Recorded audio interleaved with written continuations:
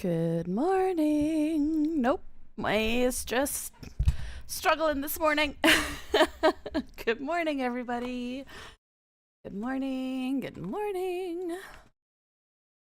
I am 0.5% behind on life. Or sorry, ahead in life. That's the word I'm looking for. I'm, yeah, it's been a morning. How is everybody doing this morning?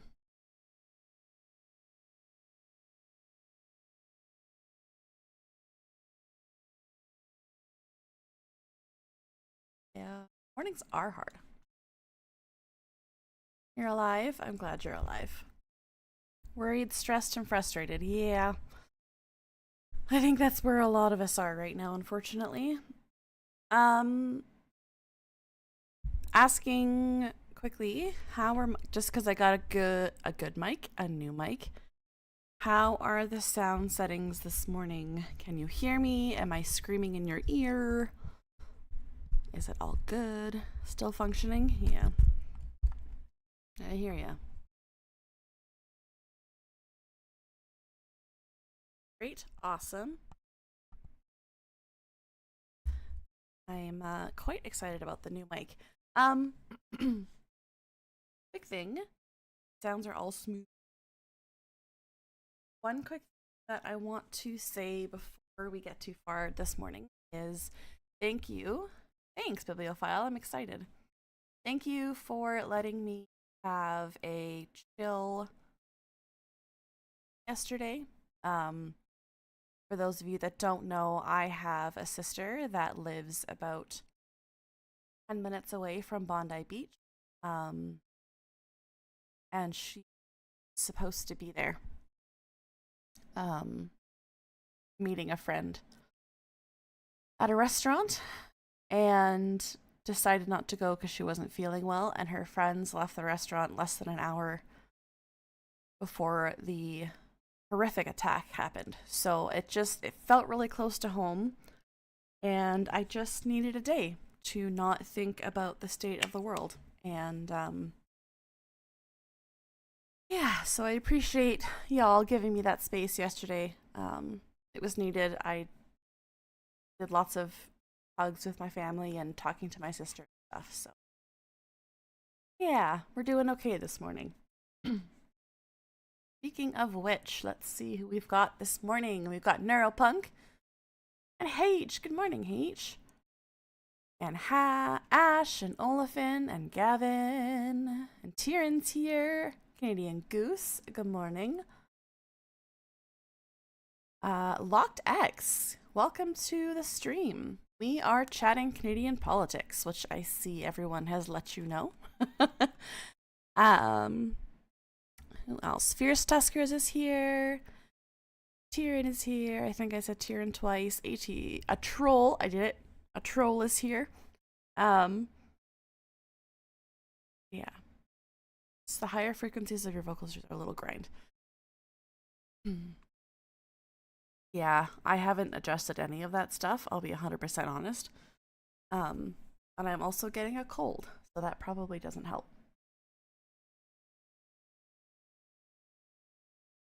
And on YouTube, we have Raspo Atlantic and Just Another Bibliophile. Good morning, my friends.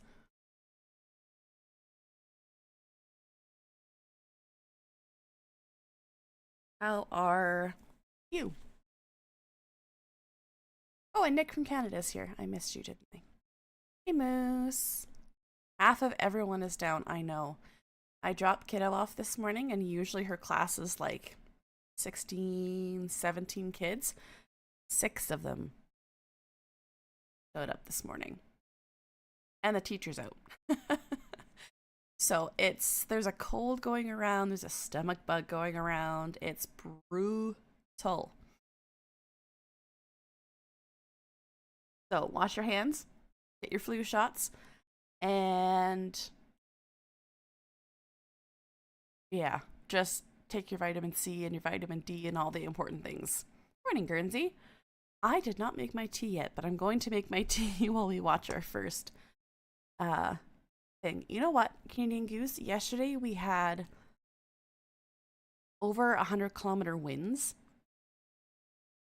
and like ripping siding off of house level winds. Good morning, Sean. But this morning it's like 8 degrees and sunny. Yeah, Tuskers, I have learned perfect pitch, if that makes sense. I trained my ear over years and years and years and years of piano. Snow on the 22nd. Yeah, it's just kind of miserable out. Like today is okay. Sun is out, which is a huge thing.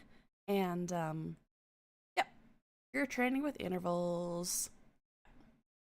Feels like you haven't seen the sun in weeks. I know I was talking yesterday. I need to get one of those UV lamps. I know lots of people have found some really good success with that.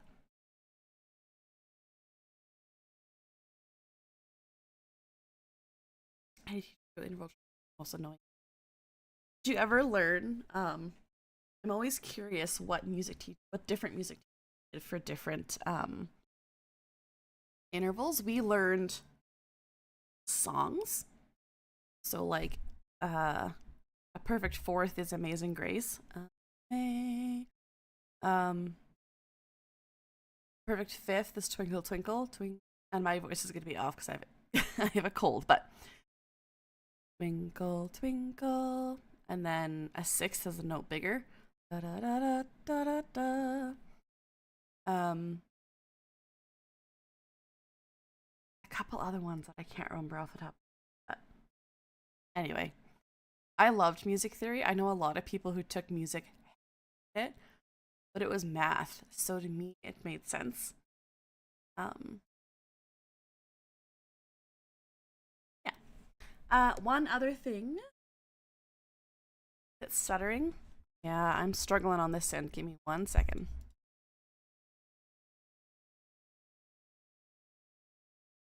Is it getting any better, y'all?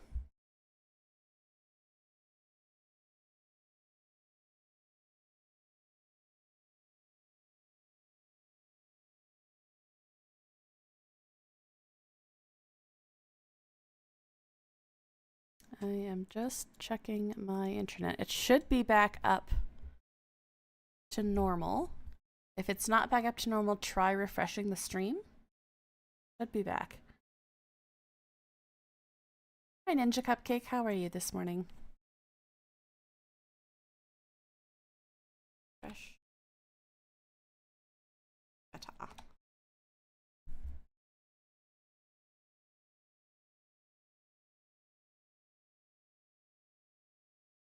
Anybody? Are we here?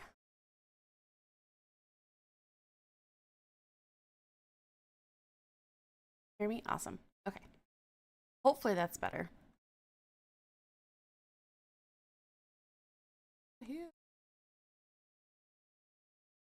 Name that reference.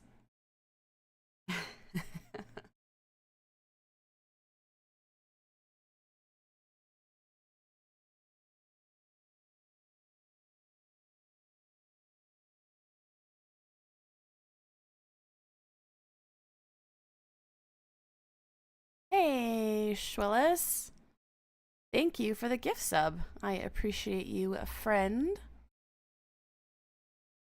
I hated theory until I started trying to learn other instruments. Yeah.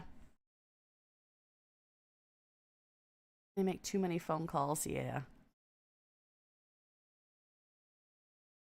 Okay. Awesome. Yeah, I went on the BRB screen because then my avatar isn't running, and sometimes that can help. Yes, quickly, you guys saw I have some new alerts.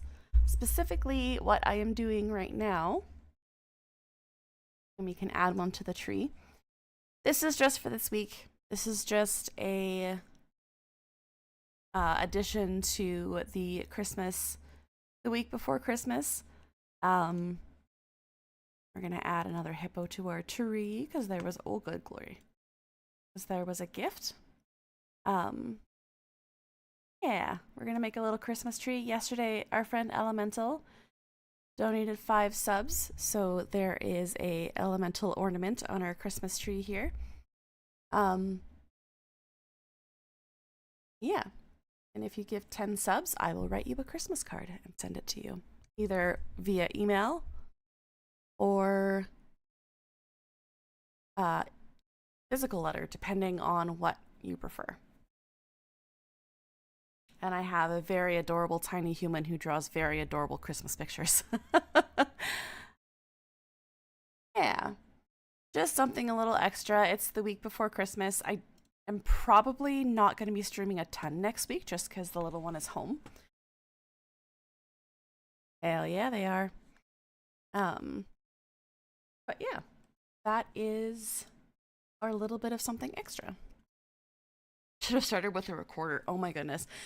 So imagine, if you can, I taught music in elementary schools for a number of years, and I taught recorder because the school that I was in, that was the standard instrument to start with. So imagine a room of 24, how old would they have been? Like 9-year-olds trying to learn how to play the recorder all at the same time. And just try to imagine the screech from 24 children doing that all at the same time. Oh my goodness, it was awful. Awful, awful. My hearing has never recovered. I was once a 9-year-old, yeah. Yeah, they're all playing Row, Row, Row Your Boat. It was brutal. So then the grade 5, 6s, we did ukulele because I couldn't do 3 years of recorder. I just couldn't do it. It wasn't gonna happen. My poor ears couldn't take it anymore.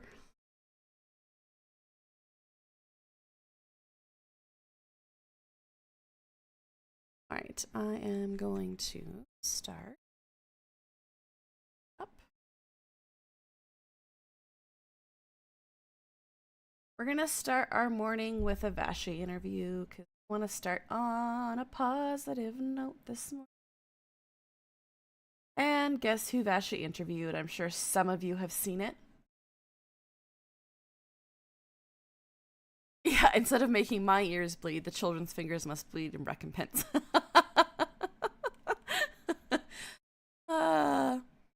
African hand drums, those bonk tubes. What are they called? Boom whackers. I also taught boom whackers. In fact, we had a Christmas concert, and I had some students on the boom whackers, a couple other different instruments, and we played Carol of the Bells with boom whackers. It was super fun. Who is Vashi? Vashi is a CTV reporter who does not let politicians get away with anything and holds them to account. And I just think her interviews are amazing. I use them for nefarious Coke and Mentos science cannons. Oh boy. Yeah, I can see why you would be permabanned from that. Oh my goodness. Oh man. All right, we are going to start with this morning. Vashi is speaking to Polyev about the now two conservatives across the floor. It was worth it. I hope it was worth it. I hope that was the most excellent explosion. All right. I will even make sure that you guys can hear it before I hit play. I remembered.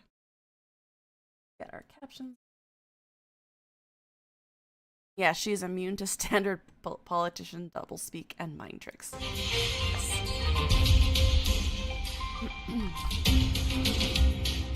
Hi there, and welcome to Power Play. I'm Vashi Kapelos in Ottawa on this Monday. Tonight, Pierre Poilievre one-on-one. Mr. Carney said that he wants to get a majority, not by winning in a majority government election, but by making backroom deals in order to get floor crossers. The Conservative Party leader insists he isn't going anywhere after losing a second MP to the Liberals. Mr. Poilievre is here in moments. Then, grocery price squeeze. Overall inflation holds, but the price of food just keeps ticking up. We're going to break down the state of Canada's economy and what you can expect for your own 2026 budgets with Big Bank chief economist. That's coming up. Plus, the biggest stories of the year. Better? You guys can hear me? Cannot be the one to carry the Liberal standard into the next election. Who's ready to stand up for Canada with me? They both hated Trump. It was the one that hated Trump, I think, the least that won. He is going against PP Ninja. Lisa Ray, Tom Mulcair, and Rob Benzie will be here on the top political stories of the year and what will matter most into the new year. They're coming up just a little bit later on in the show. First, though. You're one away from a majority now. Do you think you can convince more to come over? Is there some people who are ready to defect? Let's say I'm getting lots of inquiries. I will say, though, as much as it's like, oh, Pierre Poilievre is losing MPs, the fact that Conservative MPs are comfortable crossing the floor to the Liberal government is not my favorite thing either. What does that say about our Liberal government, you know? It's, yeah. I'm of a mixed opinion.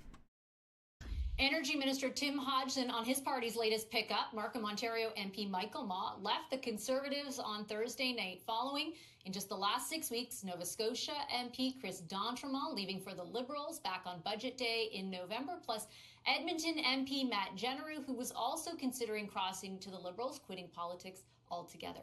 Now, Tory leader Pierre Poilievre is responding. We spoke for a year-end interview airing in full on this week's question period. I started that interview off by asking him about a shrunken caucus. Oh, yeah, she did. Can you tell supporters of your party who are watching right now that there will not be more MPs who leave the Conservatives for the Liberal Party? Well, what I can tell them is that everyone who ran for the Conservatives ran on our platform to make this an affordable, safe country. And yeah, Tyrion, I completely agree. The Liberals currently are progressive conservative as far as the political spectrum. To do the opposite of what the Liberals have done, which is to drive up inflation, double the deficit, unleash crime. And so anybody who has crossed the floor has gone against the affordable safety platform that we put forward in the last election. And I think Canadians have a reasonable expectation that when you run on a platform to bring down the cost of living, to control spending, to lock up criminals, that you shouldn't then go and join the party that's doing precisely the opposite. I do understand that expectation, but I also remember covering back in September of 2018 when Leona Alislev made the converse decision to leave the Liberals, come to the Conservative Party. You were a member of caucus. I remember the caucus rising and applauding her, giving her a standing ovation as she made her way into the room. I remember Andrew Scheer at the time, now you're House Leader, then the leader of the party, saying disenfranchised Liberal supporters are wanted and needed in the Conservative Party. Why was it okay then and terrible now? Oh, well, I first love of all, it. I think there's Love it, love it, love it. Your desk is covered in labeling equipment? Yeah. Mine's currently covered in breakfast. occasions when people have a difference of principle or their party goes against what the party had run in the last election. In other words, the party leaves them rather than them leaving the party, and that's not the case here. The members in question openly criticized Mark Carney for doubling the deficit. One of them even said that the grocery prices that Mark Carney is imposing on Canadians are inhumane, and that's a quote. So to then, within weeks, go and support those inhumane grocery prices, that rampaging deficit, the soft on crime laws goes directly against what they ran on. But it has basically renewed my commitment to do the job. I'm just going to point something out again. I know we've talked about how body language is not a perfect science, but can we just take a moment, We're going to watch Vashi. And what she does is Pierre talks here. Just watch. Basically renewed Scooch my back. commitment to do the. She scooched but her it is entire basically, chair back. Renewed my commitment to do the job that Canadians Before she kept talking, or listening, rather. 1 million Canadians voted to send us here to do, which is to fight for an affordable Canada, so that people can actually go to a grocery store and buy a basket of goods, feed their family without feeling anxious that their bank account has been emptied. And I do have a lot of questions for you on how you would navigate that Right. if you were going to become prime minister. But when you say, for example, that you know, what this MP Michael Ma is doing or Chris D'Entremont is different than Leona Alice-Lev, I fail to see how that's the case. She also criticized the Conservative Party on multiple occasions. She left. She became not only a member of your party, but the deputy leader of the party. I didn't hear you at the time say, this is an abhorrent thing. How could this happen in the way that you're saying right now? Well, I remember at the time she was saying that the Liberals were I love that. I love that she is calling out the hypocrisy so much. then driving the deficit out of control. They were leading to rising living costs, that they had a soft on crime policy that was not consistent with what she expected. And that's why we have to focus on making the lives of Canadians safe and affordable again. That has been my mission in this session of Parliament. And it's certainly going to be the mission when we get back, because frankly, people need hope again, that He is a things can get catchphrase better robot. and that they don't have to live in an unaffordable, unsafe country where they're in debt Democratic and in oats. danger, that things can actually get better. We're the only party that will make them better. I didn't hear you say that you unequivocally don't think other MPs will leave for the Liberals. I Yeah. asked because two Liberal ministers, Minister McKinnon, Minister Hodgson, have both intimated that there are others who have approached them. If MPs in your party were happy with you and your leadership, wouldn't they stay? Well, I think the ministers you just mentioned, along with Mr. Carney, are trying to manipulate an undemocratic majority that Canadians rejected that would drive up grocery prices, housing costs, and crime. Canadians voted against the rampant inflation Liberals have caused. They voted against out-of-control spending. They voted against the soft on crime laws and the open border immigration policies that Liberals have imposed. And if Mark Carney believes that he should have a majority to go ahead with the high-cost policies he's running on, then he should get that mandate from Canadians in an election, not through dirty backroom deals. How is it his fault that people left your party? I can't even understand you. How is it his fault? No worries, Neuropunk nonsense. Take care, friend. I love that. How is it his fault that people are leaving your party? Argument after one MP, two MPs. The third MP doesn't want to be in politics anymore after rumors that he was also going to cross the floor. At what point is it not about them and it about you? With great respect. Well, with great respect, Mr. Carney has said that he wants to get a majority, not by winning a majority government election, but by making backroom deals in order to that's get not the floor answer. crossers. And But the Canadians Conservatives made backroom deals too. Canadians specifically rejected a Liberal majority in the last election. The vast majority of voters voted against that majority because they knew that it would mean a higher cost of living, that they would be unsafe in their streets. And it is undemocratic through a series of backroom deals, Mr. Carney to try and concentrate more power and money in his own hands rather than allowing the He is poised to strike. He is ready. Canadian people's decision to stand. So we believe in holding the government to account for the broken promises, but also proposing positive ideas that will make life more affordable and safer. That's what we've done for the session, and that's what we're going to be doing in the new parliament. If you can't convince your entire own caucus of that, how will you convince Canadians? Well, how will I convince Canadians? We'll be going into community. Oh man, and the thing is that he answers really quick.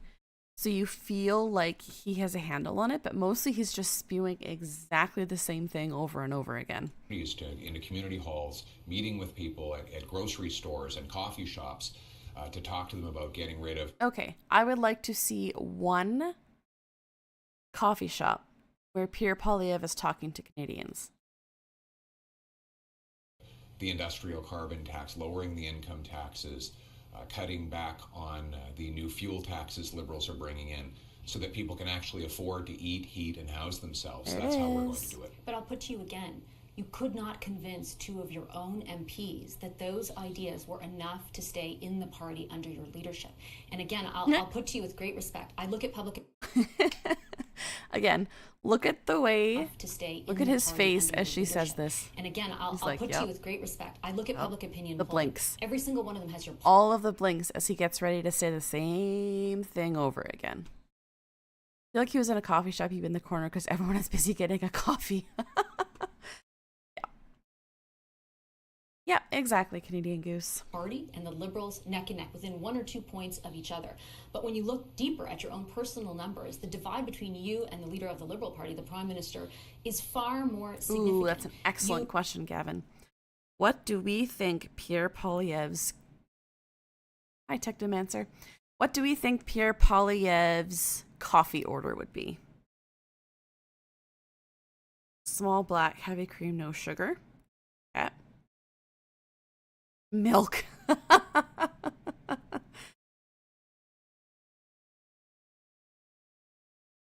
4x4. Oh, gross. PP Timmy's order, apple juice. Good answer. Hey, Kane.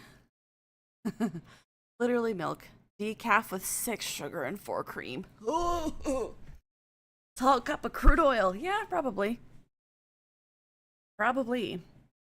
Goes to McDonald's for go for matcha to really pull out of the performative male. Yeah. Americano with... Oh, Guernsey. That's an excellent answer. Americano with tons of sugar. Looks like a working class brewed coffee, but it's not. I like that. Probably a raw milk guy. Ugh. Regardless of the fact that raw milk... You know, we don't need to get to that conversation, but the thought of drinking raw milk makes me so nauseous.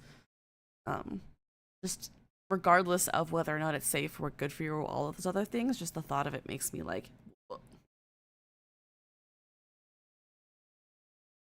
Go the sheer route and go chocolate milk. Good. It's chunky and solid. Blech. Gross. Let's do one more. What do we think? A coffee with 10 cream and 10 sugar. That's not even coffee. A London Fog, but he doesn't actually like it. He just likes the name. What I would say, Kate, I would say that would be Carney's order. What do we think Carney's coffee order is? Kane in YouTube said the London Fog, and I think that would be close. A double-double for Carney. What do we think Mark Carney's order is? Fanciest espresso, yep. Yeah, Carney's funny, because would he be a double-double, quote-unquote, stereotypical Canadian? Or would he be ordering espresso, or like it's been so long since I worked in a coffee shop. Double-double in public, handcrafted espresso when no one's watching, yeah. 2 no cream.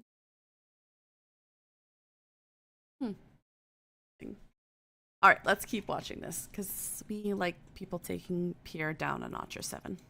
We're supposed to win this election. You lost it. You didn't hold your own seat. You just rolled his eyes. That's significant. Ready? You were supposed to win this election. You lost it. You didn't hold your own seat. He did a Jim looks to the camera moment there. Did you see it? Significant.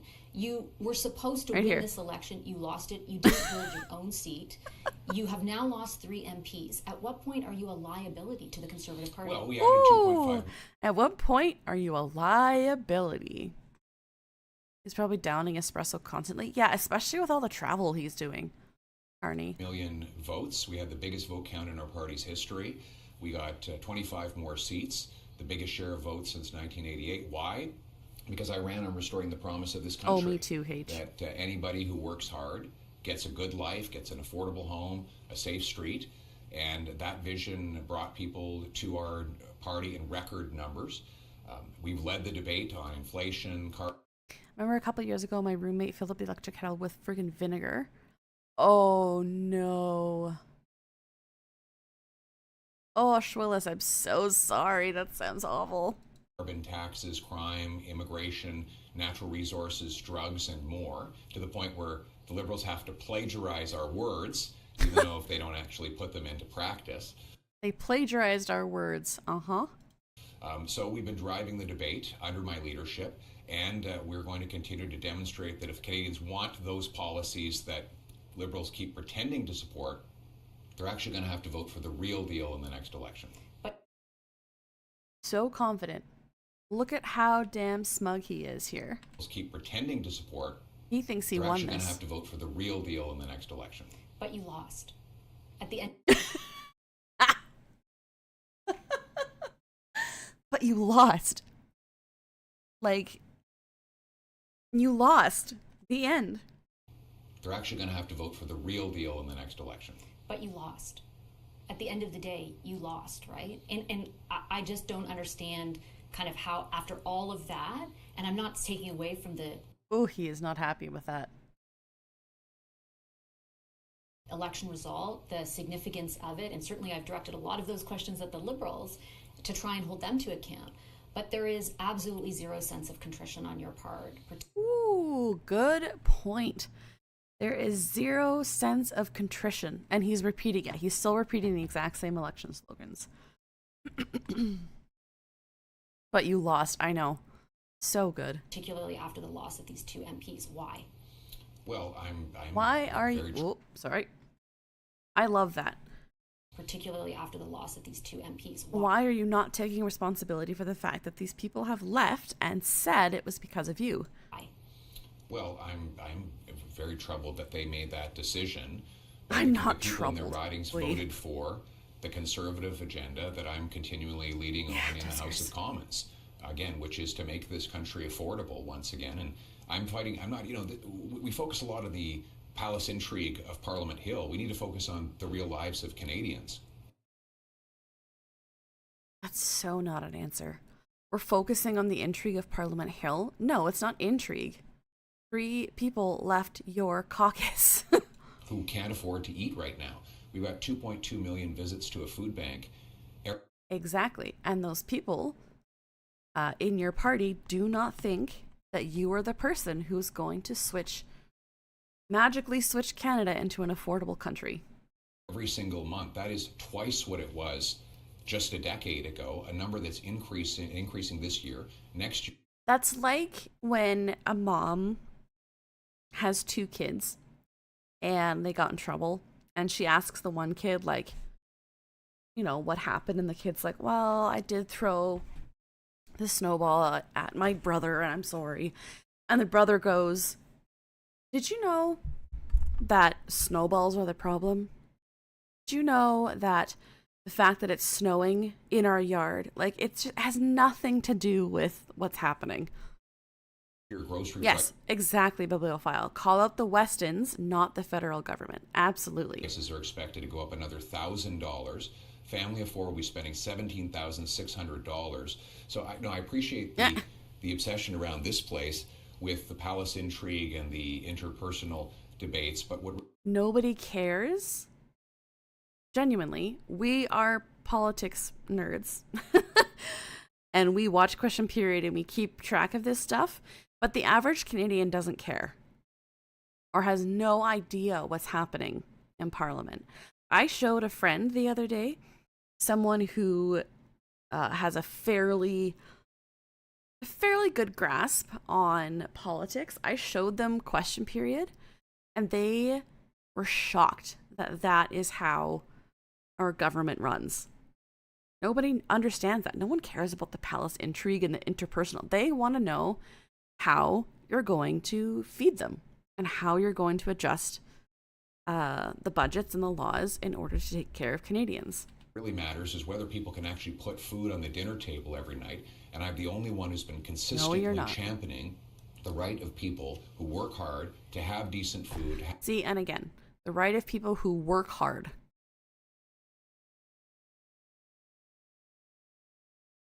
I saw it when I was 5 and I asked my mom why we pay those babies.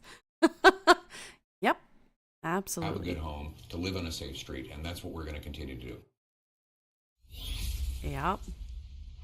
Now, I also asked Mr. Polyev if that palace in... Look at her face. She's listened to it going like, oh yeah, that happened.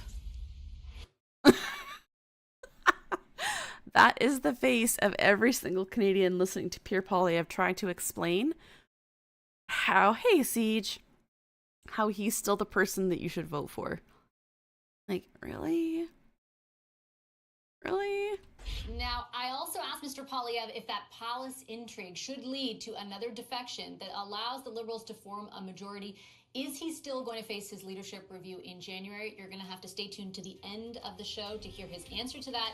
Plus, the full interview, which we also talk a lot about inflation and the economy in, will air this weekend on Question Period. After a short commercial break here on Power Play, we've got the front bench lined. All right, we'll go to the end here and watch the end of the interview.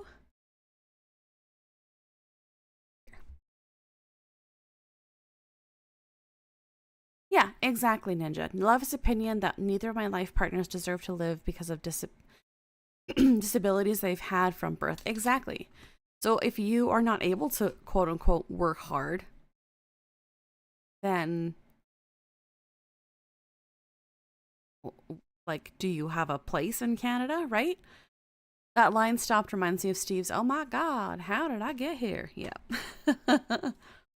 Oops, sorry. Welcome back to Power Play, and our takeaway tonight comes from our interview off the top of the show with Conservative Party leader.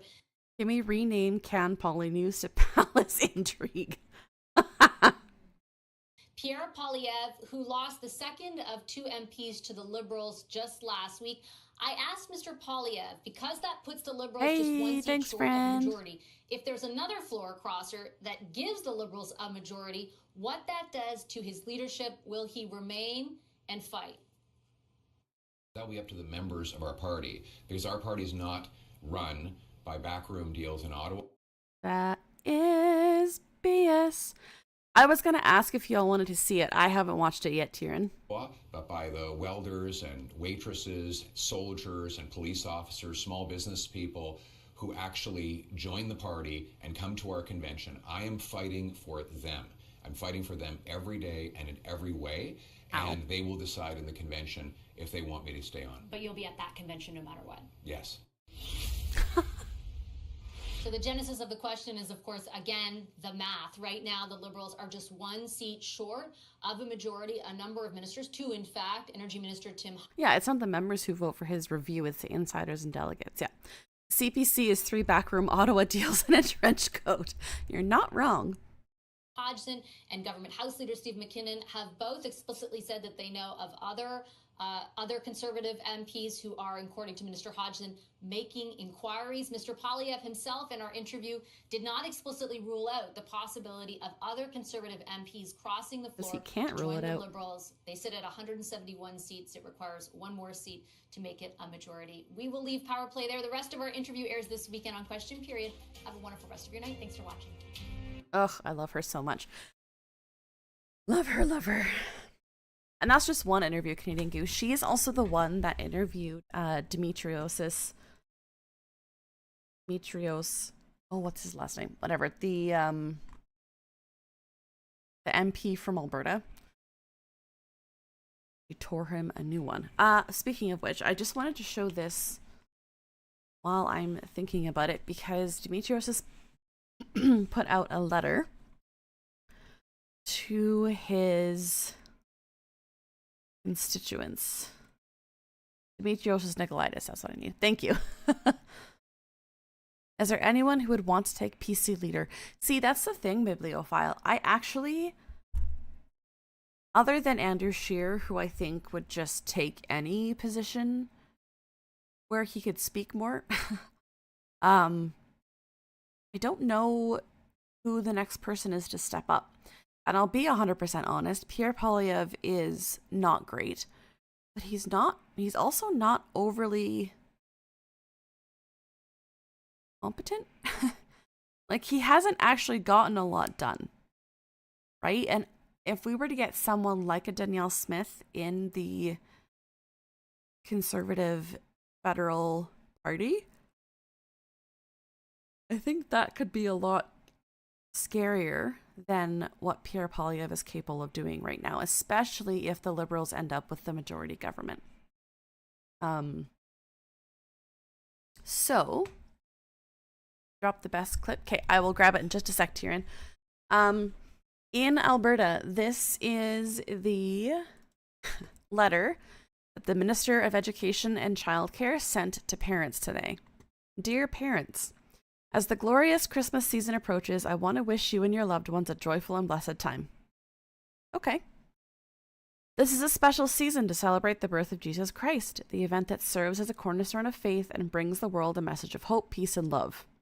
It is a time to reflect on this profound gift and look forward with faith and optimism to the year ahead. I know the first part of this year asked a lot of families, and I want to express my sincere appreciation for the commitment and care you devote to your children's education and well-being. Your dedication to nurturing the next generation reflects the spirit of service and charity that the incarnation of Christ inspires in us all. The support you give your children makes a tremendous difference in their success and well-being. Looking forward, our government remains committed to working closely with education partners to strengthen classrooms and create the best possible learning environments. This is our Minister of Education and Childcare, correct. We are investing in what matters most, funding to hire more teachers and education assistants and building new schools to meet the needs of Alberta's growing communities. Oh yeah. These efforts reflect our shared goal of ensuring every student has the opportunity to succeed, driven by the belief that every child is valuable, a truth central to the message brought forth by the Nativity. As we celebrate Christmas and commemorate the birth of Christ, may the powerful message of hope and goodwill inspire us to lead lives of purpose and compassion, forging a brighter future for all in the coming year.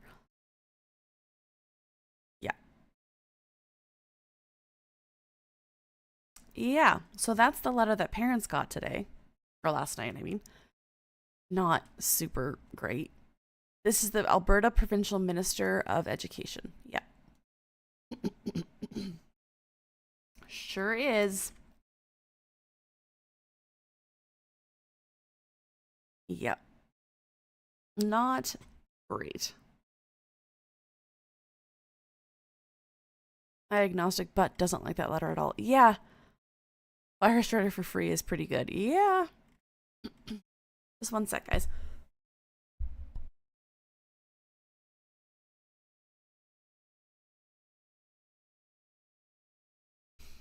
Yeah. That is what we're dealing with in Alberta right now. I'm going to grab the thing from Tuskers here. You've now lost 2 MPs to the... Oh, this is Rosemary Barton's thing. Yeah.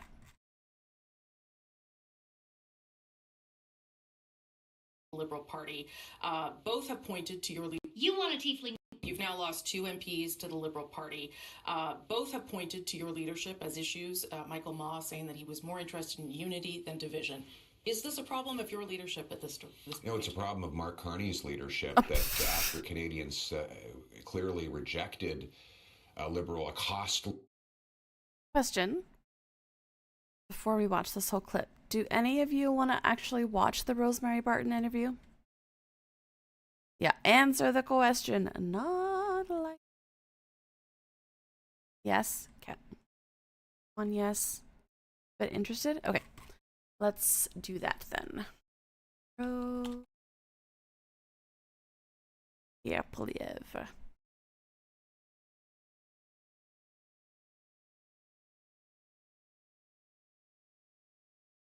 This the whole That have become all too common. This is what. It's going to be revised, yes. Going to be renegotiated, yes. All of those things are on the table. Trade uncertainty. The U.S. hints at the possible breaking up of CUSMA. The minister responsible for Canada-U.S. trade, Dominic LeBlanc, is here on the negotiations that are still on ice in Washington. I enjoy a Rosie interview, even if no one can compare Devashi's skills. Yeah, fair. I'm gonna play this for a minute, and I'm just gonna go grab my my water just boiled. It's gonna go quickly make a tea while this plays. The intro plays. More on Liberal MP Michael Maw's surprise defection, what it means for the government moving forward. Our Sunday Scrum is back to talk Canadian politics in the new year. It all starts now on Rosemary Barton Live.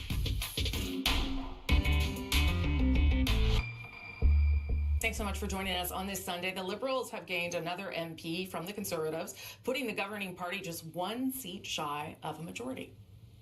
So let's give a warm welcome to our newest member of the Liberal Party, Michael Maw. Greater Toronto Area MP Michael Maw raised the Liberals' seat count when he crossed the floor from the Conservatives on Thursday night. It was an unexpected move, as Maw was seen at the Conservative Christmas party just the night before and voted with his former party just hours before that announcement was made. It's the second Conservative MP to cross the floor and third to leave the Conservative Party since November. Joining me in studio now to talk about all of that and more, the leader of the official opposition and Conservative leader, Pierre Poilievre. Nice to see you, Mr. Poilievre. Good to be with you. Thanks for making the time. I want to start with what happened in Australia overnight. At least 11 people killed at a Hanukkah event on Bondi Beach, and just for your thoughts on that, sir. Well, our condolences for the families. This is another act of anti-Semitic evil and terrorism that have become all too common. This is what happens when we allow hate, terrorism, anti-Semitism to be normalized. We in Canada have to reflect on the fact that there have been rampaging anti-Semitic riots on our streets, fire bombings of children's schools and of Jewish synagogues. It is absolutely unacceptable. We must destroy this terrorism, stand up against. I'm sorry. I got halfway through pouring my tea.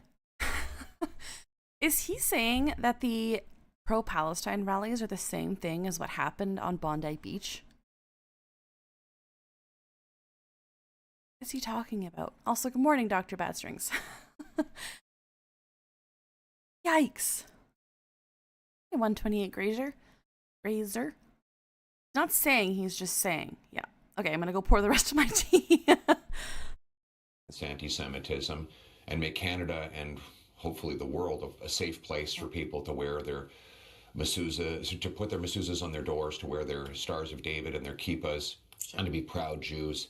So I'm thinking of all of my Jewish friends and neighbors this Hanukkah. Okay, move on to some politics now, and I want to talk politics and a bit of policy as well. But let's start with what happened last week. You've now lost 2 MPs to the Liberal Party. Both have pointed to your leadership as issues. Michael Maw saying that he was more interested in unity than division. Is this a problem of your leadership at this point? No, it's a problem of Mark Carney's leadership, that after Canadians clearly rejected a costly Liberal majority because they knew it would mean higher grocery prices and higher food costs, he is trying to manipulate his way through backroom deals to get that majority. He's allowed to do this, though, right? Floor crossing is allowed. You've benefited from it. But he's trying to take a majority, a costly majority, that would drive up the cost of living and enrich Liberal elites, of course, but not through democratic means. My message to Mark Carney is that if you want a costly majority government to drive up taxes and deficits, then you have to go to the Canadian people and have them vote for it, not do it by dirty backroom deals. I mean, I know you don't like it, and we can talk about the merits of floor crossing and whether it should be allowed, but it is... I haven't said costly yet. If tea is plant stuff steeped in hot water, does it make coffee a type of tea? Yes. Not actually. Liberal elites, yeah, like conservative elites don't exist. Exactly. It is allowed. This is something that is allowed to happen. So back to my question, is this a sign of a weakness in your leadership that two members of your caucus have left? No, it's a sign of backroom dealings that will drive up the cost of living. And don't take my word for it. Take Mr. Maw's word. This is what he said just a few weeks ago. I hate this so much. I hate that his response to, hey, people are leaving your party and they're saying it's your fault. And he immediately goes, yeah, but they said this a week ago. So? They left your party yesterday. We are in a shameful situation in this country where over 2 million Canadians are visiting food banks every month. At the end of every month, paychecks are not going far enough. Yeah, Why exactly, is that? Guernsey. I'm quoting. Yeah. The Liberals want to deflect and blame this solely on the trade deficit. However, there's a simple economic fact. When we create more units of currency and map them into the economy that is not meaningfully producing more goods and services, we get inflation. As a case in point, in the last 5 years, I'll just finish up his quote. Yeah. Also, if anything, it proves more negative toward what you are doing. if Michael Ma looked at the Liberals and went, there's some serious issues happening, and then they defect to the Liberal Party, is that not then saying the Conservative Party is doing things worse? Like, it's not doing, reading that quote is not doing what Pierre Poilievre thinks it's doing. In the last 5 years, grocery prices have risen more than 20%. He blames that on Mark Carney's deficit, and that was only a few weeks ago. So yeah, he blames it on the deficit, but he also doesn't think that you would be able to fix it. It's possible he didn't write that, though, as we know. Many of your MPs, many of your MPs. That was excellent. It is possible he didn't actually write that, though. Are given talking. They were his words. They were his words. Okay, so and what? You know he was right in that when he said that, and. Oh, I love that so much. We don't know if he actually wrote that. It was, but he. What are you doing now? What are you doing now to make sure other caucus members don't leave? What are you saying to them? Affordability, affordability, affordability. Canadians. Yeah, that's exactly what she's doing here. Ninja Cupcake. She's like, okay, he's not going to answer that question. Next one. Oh, he's going to try and do this. Next one. Oh, he's going to try and do that. Next one. That is excellent journalism. Cannot afford grocery prices because of Carney's hidden Liberal taxes on food. What unites all Conservatives is the belief that you should be able to have a full bank account, a full fridge, and a full stomach all at the same time. Something that's not possible after 10 years. And listen, we were talking to Minister Champagne about that, and a gentleman who's using a food bank, because you're right, they are at record highs.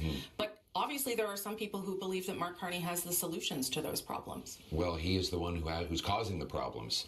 He's bringing in an industrial carbon tax on farm equipment and on fertilizer that drives up food prices, a food packaging tax that adds about $1 billion to grocery bills across the country, a new fuel tax that will be 7 cents a liter next year on farmers, on truckers who bring us our food. And then, of course, there's a $78 billion deficit. I wonder if CBC viewers are going to buy Poilievre's BS. The problem is, Lucky, is I actually don't think people are listening to Pierre Poilievre anymore. I think the people that are always going to vote Conservative are always going to vote Conservative.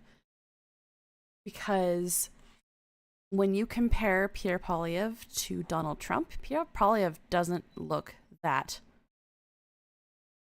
quote-unquote harmful. And so I think if more people actually watch the way that he answers questions, and someone said in the chat said this earlier, there's a reason why they didn't want him to do a whole bunch of public speakings. He's not great at it. And I don't think a lot of people see it. The size of Trudeau's, which is causing inflation, as Mr. Ma rightly pointed out. And I'm the only one who's going to reverse that inflationary policy. I've been saying this now for 5 years, and I'm regrettably continually proven right that when you spend more and tax more, then Canadians have to pay more for groceries after 10 Liberal years. Let's talk a bit about policy, because that's obviously where you want to go to. The memorandum of understanding with Alberta. The overall goal of that deal is to get a pipeline, at least one pipeline to the British Columbia coast to get more oil to Asian markets. Do you think that the fundamentals behind that deal are a good idea? That itself is a good idea?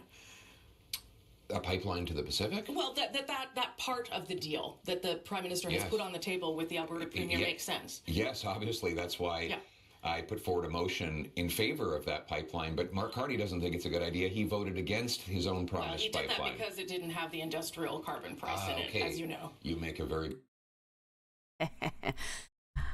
I love that. He's trying to blame it and use this slogan. She's like, yeah, that's not why he said no. That's not why that motion got voted down. And you know that. You know good and well why he said no. His own promised pipeline. He did that because it didn't have the industrial carbon price in it, as you know. You make a very good point. Yes. Mark If you Carney... had put the whole MOU on the table to vote against, it probably would have worked out better for you in that instance.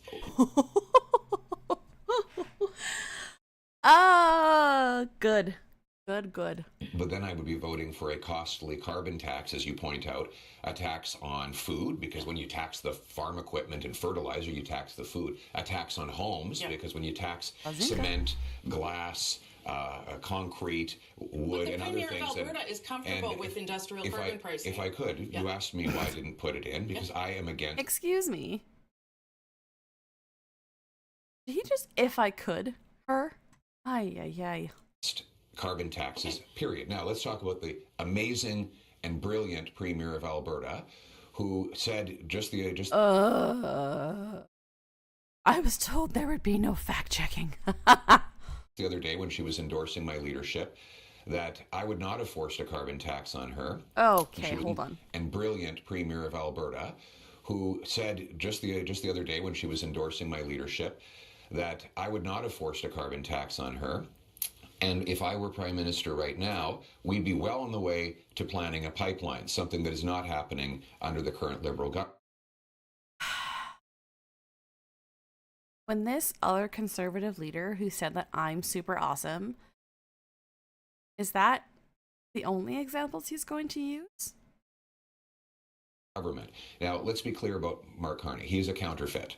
He's pretending to adopt my policies because he knows they're popular, but he's quietly working against them. He's told his Liberal caucus... You don't believe that he actually wants a pipeline? Because the Alberta Premier believes it. I do believe what he voted against, which was the pipeline. And Mark, let's take a look at the history here. Oh, I hate that smug laugh so much. They're like, ugh, you're so dumb. You have no idea what you're talking about. Ugh, it makes my skin crawl. His review is January 31st. Yep. It's coming up real quick. Have to believe, to trust Mark Carney on this. His party killed this pipeline in a 2016, November of 2016 cabinet decision. Mark Carney endorsed that decision to kill the pipeline. I don't believe that Mark Carney has changed from the things that he wrote for 10 years and that his party did for 10 years, which is to block pipelines and try to keep oil and gas in the ground. This interview is only about another 5 minutes. Danielle Smith was very clever because she forced Carney to flip-flop and... Is it Danielle Smith that did that, or is it Mark Carney that wrote a policy that she would agree with to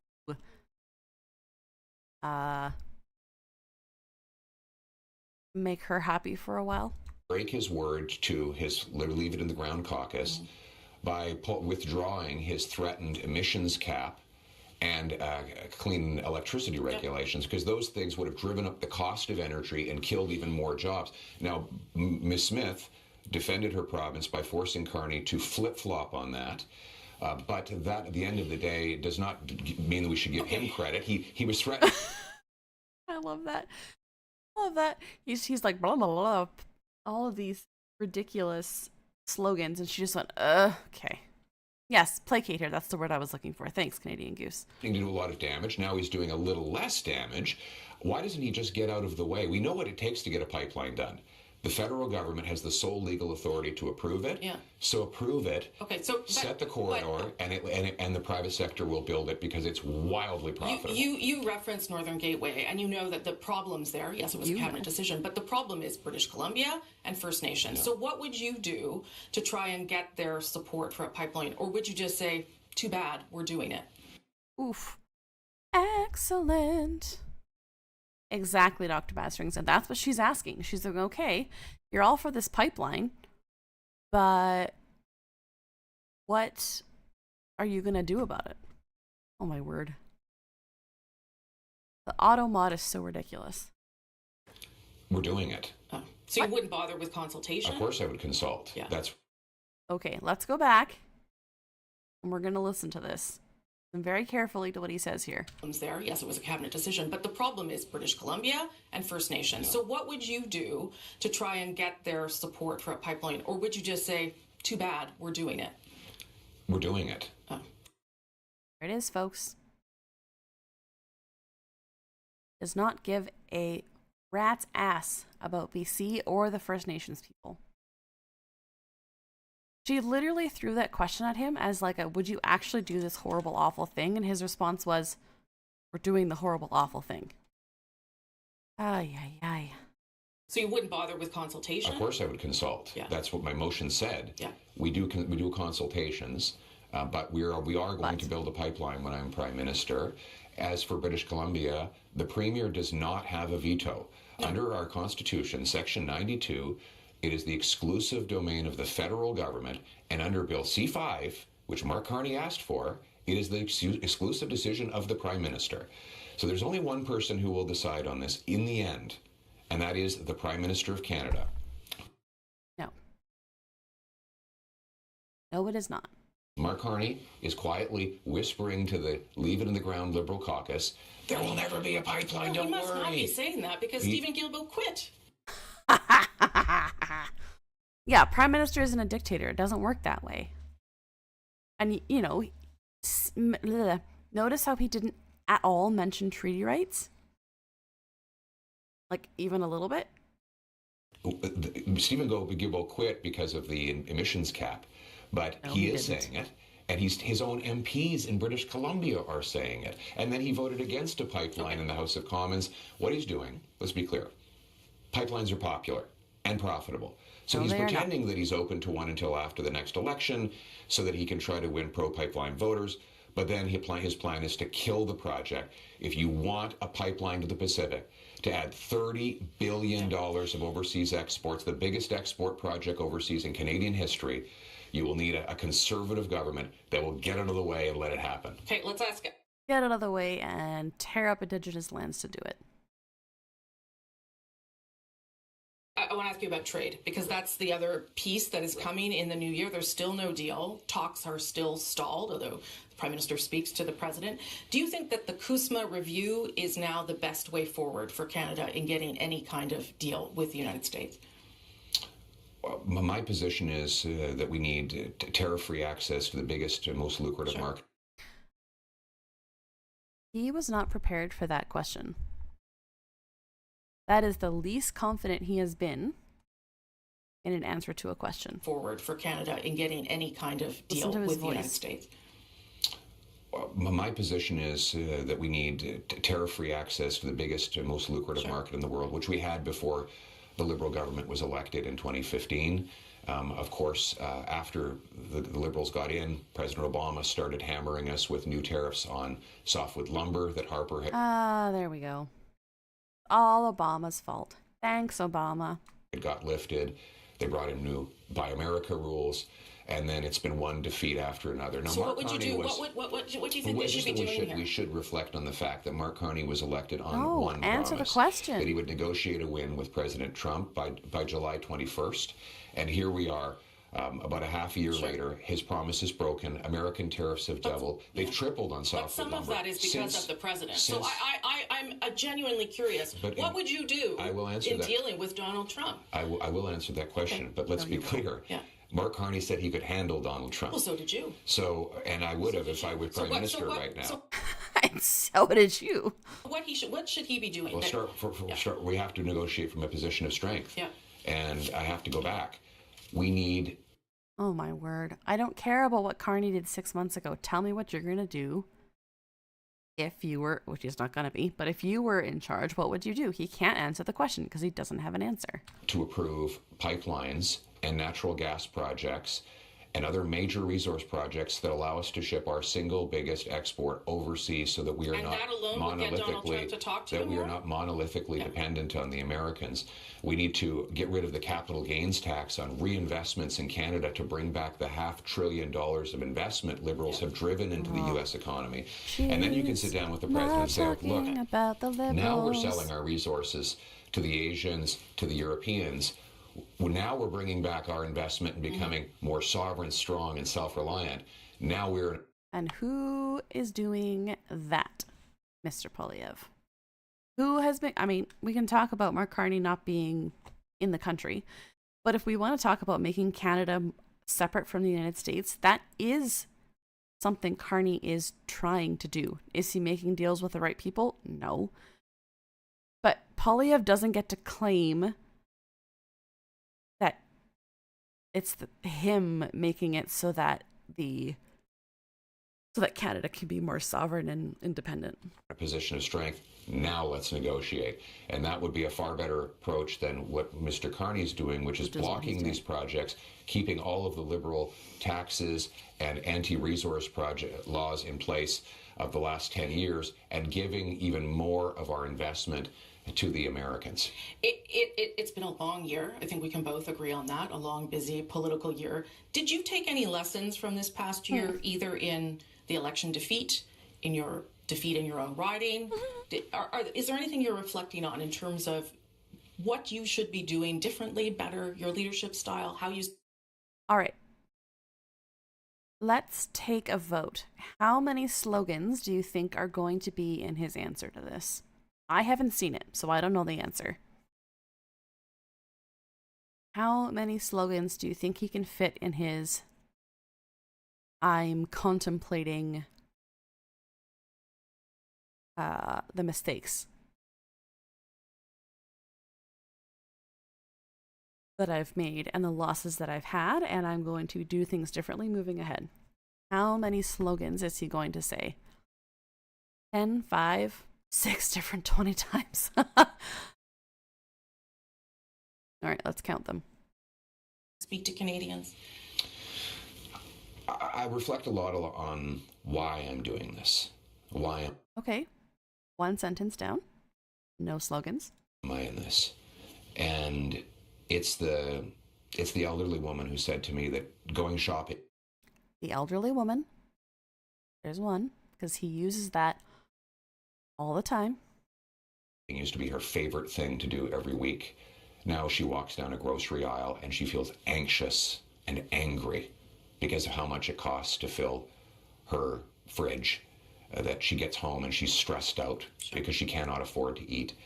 I think of the young guy I met who wants to start a family. He's in his 30s. He's been working his whole The man in his 30s. adult life, and he can't afford a down payment. I am in it for these people. That has nothing to do with reflecting on the last year. And I need to give them hope. That's what this country needs now more than ever. Hope that you will again be able to afford a home. One. Hope that you can afford food. Two. Hope that you'll be safe on your streets. And that will be the obsession of my leadership. Yeah. To Okay, so like 6. provide hope for a better future. And that's the why, and super important, obviously, but it's the how I'm asking about, whether you think that you are doing the how the right way. Well, on the house, so let's break it down. On food, the how is we got to get rid of the industrial carbon tax. 1. I don't mean the policies. I mean you as a leader, whether you feel you're doing that part the right way to connect with those people and talk about what you think are the right solutions. Yeah, the right solutions. It's not just the industrial carbon tax, though we have to. Where are we at? 10, 11? The underlying problem with inflation is that they're printing money. And whenever you print Printing money. then you bid up the goods that Canadians buy. And it enriches a small group of liberal elite corporate insiders. Liberal elite corporate insiders, 13. Because all their assets go up. But then the working class people who actually carry this country on their shoulders, they get ripped off. And so we need to stop the money printing. 14. Get our budget back into balance. 15. Cut the bureaucracy, consultants, corporate welfare, foreign aid, handouts to phony refugees. Cut that all off. Because Handouts to phony refugees. There it is. you can bring down the deficits, the inflation, and the taxes. And then that young person I met will be able to Like 18, 19, 20. It's all slogans. afford a down payment. And that wonderful grandmother will be able to once again enjoy her visit to the grocery store because she can afford groceries. Are you looking forward to Christmas with your holiday, your family? Okay, you're not going to answer. Let's pivot completely away from that. So we procrastinated on letters to Santa, and so we got them written last night. Okay, and hopefully you'll get them in time. Well, I know we put them on the Christmas tree, and there was an elf that came and took the letter, and we understand that through that express service, it's going to make it to the North Pole just in time. Nice of you to come back. Happy holidays, Merry Christmas. Many blessings, Merry Christmas Thank to you you. very Many blessings. much. That's Pierre Poilievre, leader of the official opposition and conservative leader, of course. As we just mentioned off the top of that interview with Mr. Poilievre in Sydney, Australia, a mass shooting did take. Okay, well, that was something. It never amazes me how little he can say with so many words. Yeah. This is from 20... Taking a drink of my tea.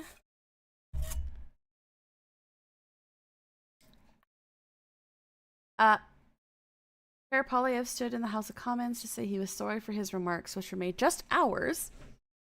Oh, yeah, that's right. Not only did he say that, but he said it right before Stephen Harper delivered the public formal apology.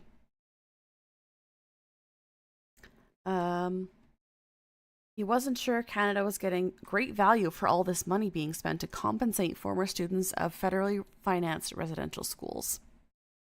My view is that we need to engender the values of hard work and independence and self-reliance. That's the solution in the long run. More money will not solve it. MP for Nepean, is it Nepean or Nepean? Carleton also suggested that Aboriginal chiefs have too much power. Yikes. Yikes. Yikes, yikes, yikes. Yeah, he never changes his mind. Nepean. Thank you, Dr. Bastrings. Ay, ay, ay, ay, ay. Brutal. Brutal, brutal.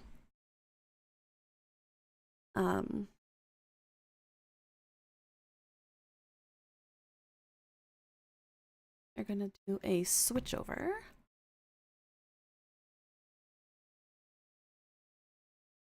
We have not done a NDP candidate update in quite a while.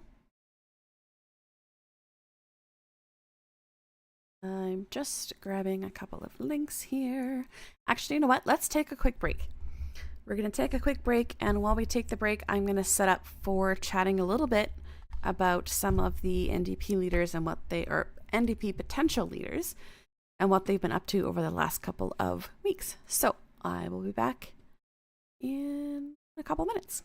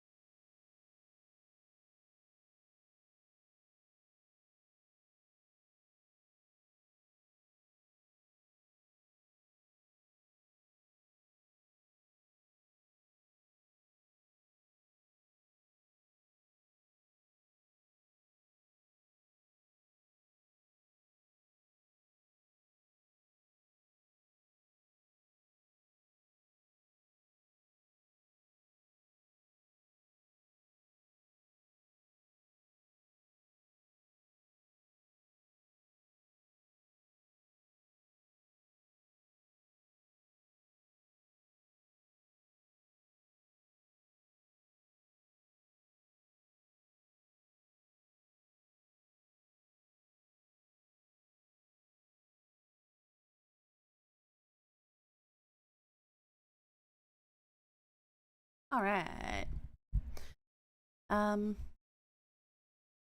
Got a couple of things from each candidate. And again, we're not going to watch all of it because we'd be here for the next 4 hours. But a couple of things that have come out from Avi Lewis. One of them being his healthcare, health and care economy plan. Head-to-toe healthcare. Bring pharmacare, dental, vision, and mental health care under the public system. Ensure access to primary care in every community, and defend reproductive rights and ensure nationwide abortion access, and expand harm reduction services. End for-profit long-term care and regulate the sector under the Canadian Health Act. Establish and enforce national standards for high-quality care. Invest in community-based options for aging with dignity. Double the number of high-quality spaces in the public and nonprofit sectors. Improve access. And a free baby box. This is funny. Did you know that in... Oh goodness, I'm going to get the country wrong.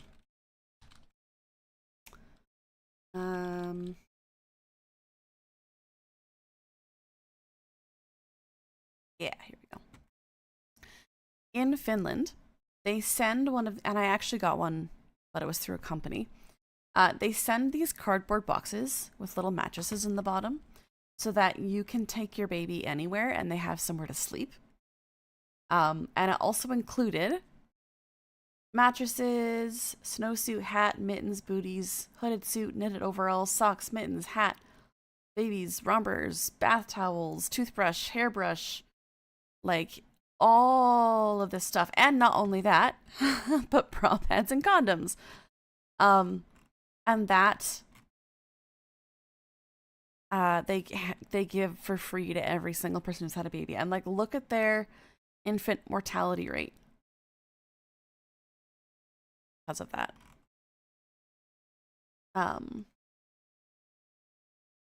Yeah, that's what he's talking about here.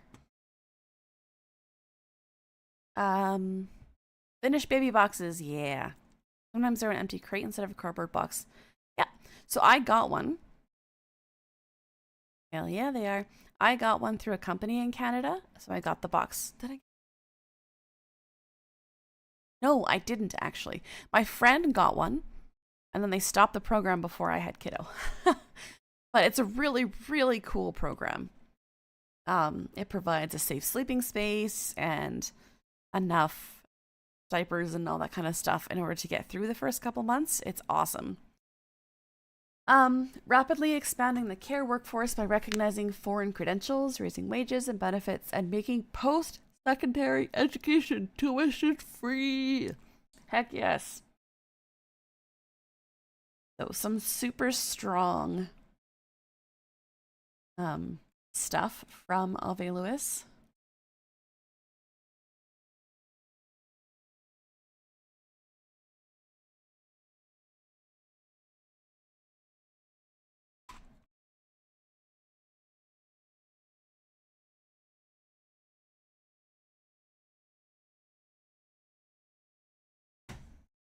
Shame on Patricia Kyle. This is a CEO who gets like a $19,000 bonus when everything... Yes, we are holding strong. We are fighting back. These members are motivated and ready. I talk to these beautiful people. They just want to take care of... They do. Of these people with really high complex needs. We love our job. Yeah. We do it because we love it and we care about the people we support. These workers who are looking for a fair wage, good working conditions. We've got a CEO in there who'd rather renovate her own office than put money in her shit. Yeah. Oh, it's disgusting. It's wrong, it's immoral, and we're here to say no more. I will say Avi Lewis has been to several picket lines. It is bitterly cold today and I am out canvassing. For some reason it always turns out such that I'm always canvassing in the middle of winter. It's a curse. Just kidding, it's not a curse because I live in a democracy and I can vote. We're canvassing in the beautiful Parkdale neighborhood of Toronto today. I'm canvassing for Avi Lewis. Woohoo! If you don't know who Avi Lewis is, let me give you some context for a second, alright? Hi there, my name is Avi Lewis and I'm running to be leader of the federal NDP. Hop right here. Hi everyone. Let's do this! Lewis winter canvassing! So we know that Prime Minister Mark Carney, who's supposed to be a liberal, is acting more and more like a conservative these days. Yes, there's no real difference anymore. So what happened to Canada's working class parties like the NDP? The big question is, who's replacing Jagmeet Singh as the leader of the NDP? Hi there. My name is Avi Lewis. I'm running to be leader of the federal NDP. Oh, well, hi. Tell us about that first door. Okay, the very first door, knocked on the door, and she was like, oh, hi, Abby. Oh, yeah, I signed up already to vote for you. I'm like, okay, great, this is going to be easy. Bag of sweet potatoes in the mailbox. Yeah, sweet potatoes in the mailbox. Why are you acting like that's weird?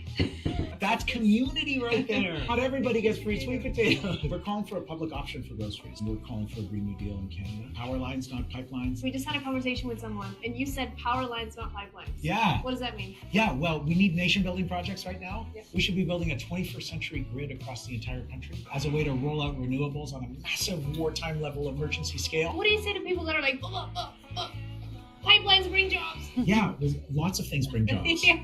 And we can't ask those oil and gas workers to transition to an idea or to a promise. We have to build industries like a heat pump in every home. Let's go. Under public ownership. Yeah. And then the jobs already exist and we're saying, hey, transition into this exciting thing that's already happening. Public option for groceries. What does that mean? Federal government uses its resources and purchasing power on national scale. And they have a lot of money. To have 50 public grocery stores across the country, it would be like a fraction of what they're talking about spending on all the weapons and war. Groceries, not guns. Oh my God. Slogan writer. Groceries, not guns. Copyright Krishma Climate Girl. You can pay about as much as I paid for this coffee, join the NDP, and vote Avi. It is bitterly cold today. And so this is Krishma Climate Girl. It lives out in Ontario somewhere if you want to give her a follow. All right.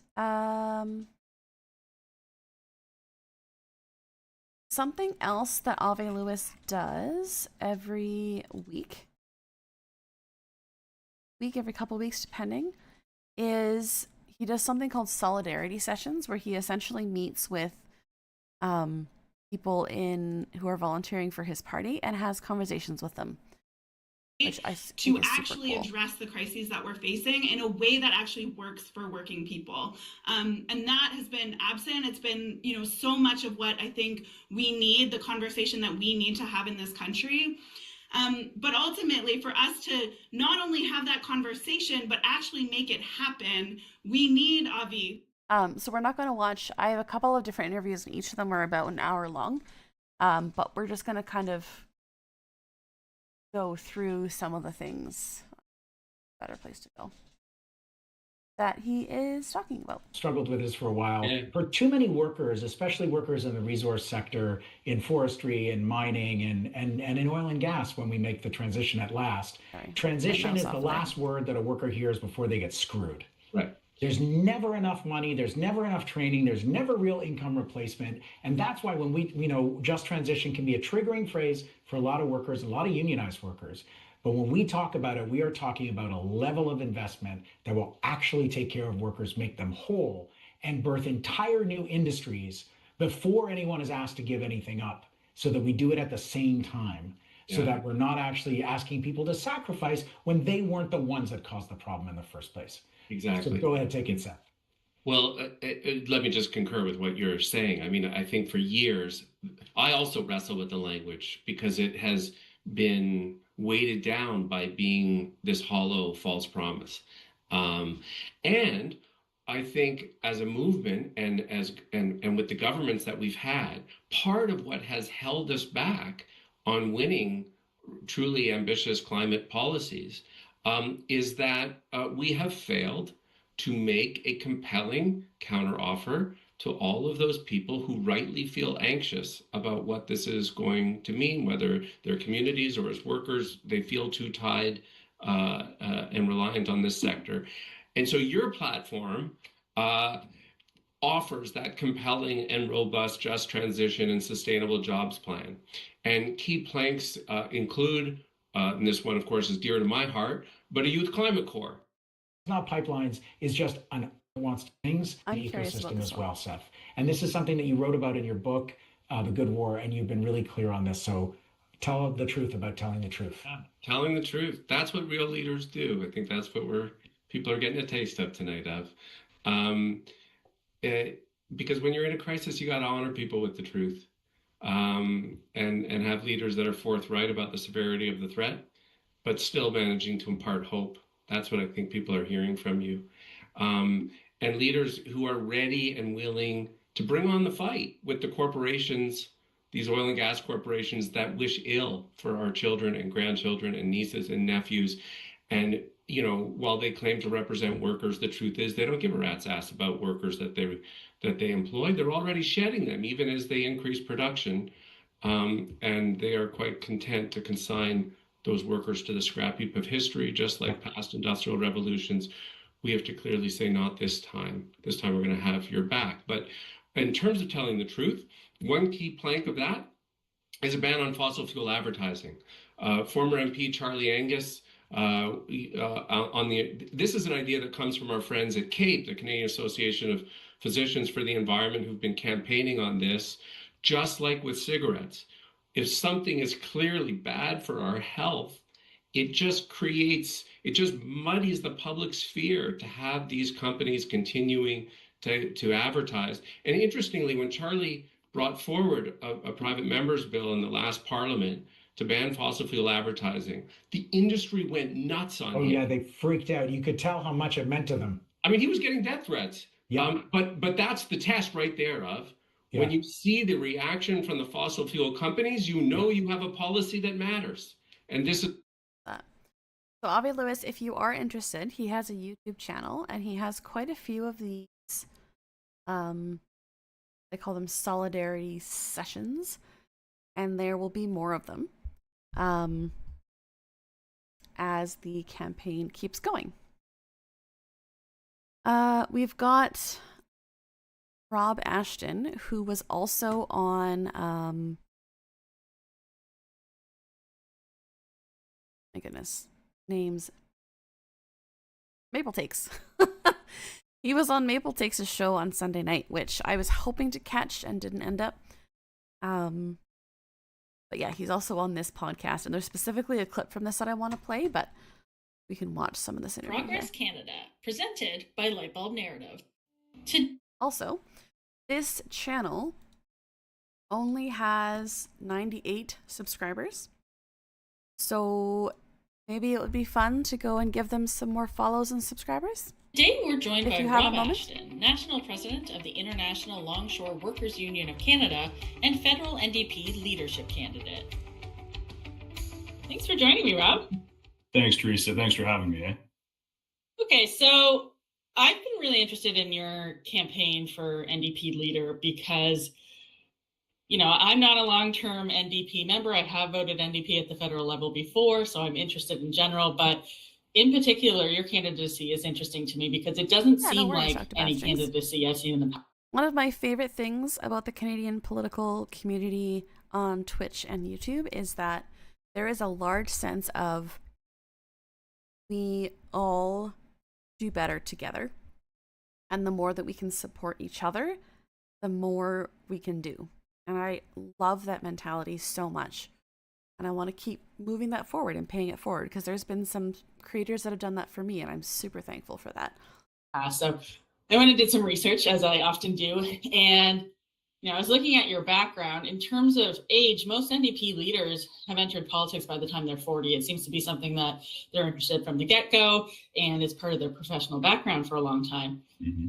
The exception being Audrey McLaughlin. Then the other side of it is most NDP leaders are also from a professional background. They're lawyers, professors, whatever you have. But the one exception, of course, is Alex McDonough, who was not in that background. You're also not of that background. So yeah, you're a first-time politician. Is a good word for it. You've got 30 years as a longshoreman. Your background really does set you apart. How do you think that's going to help you with voters?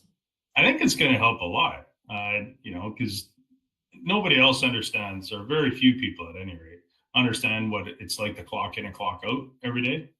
They don't understand the struggles that working families go through every single day. Every people across Canada that are working full-time jobs are struggling I like him. every single day to put food on the table.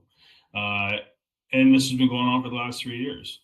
And what people see is politicians in Ottawa that aren't connecting and seeing the struggles that they're going through. And I've seen it. My members have lived it. When Pierre Poilievre talks about how they have all of these, what's the word he used now?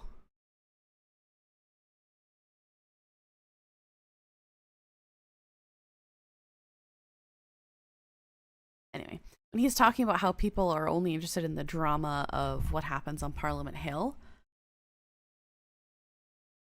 no one cares. This is the stuff that people care about. Other union members have lived it, that we worked with, that we walked the picket lines with, that we stand shoulder to shoulder with during their struggles. You know, you just look at in communities across Canada with the lines at the food banks getting longer and longer. And these are people with full-time jobs, a lot of them. Some of them working 2 jobs and they can't even make ends meet. So you get a person like me Palace that intrigue, thank you, decides to jump in the race and fight for the working class in this country. You know, nobody really knows what to expect, because I've known it, I feel it, I love it.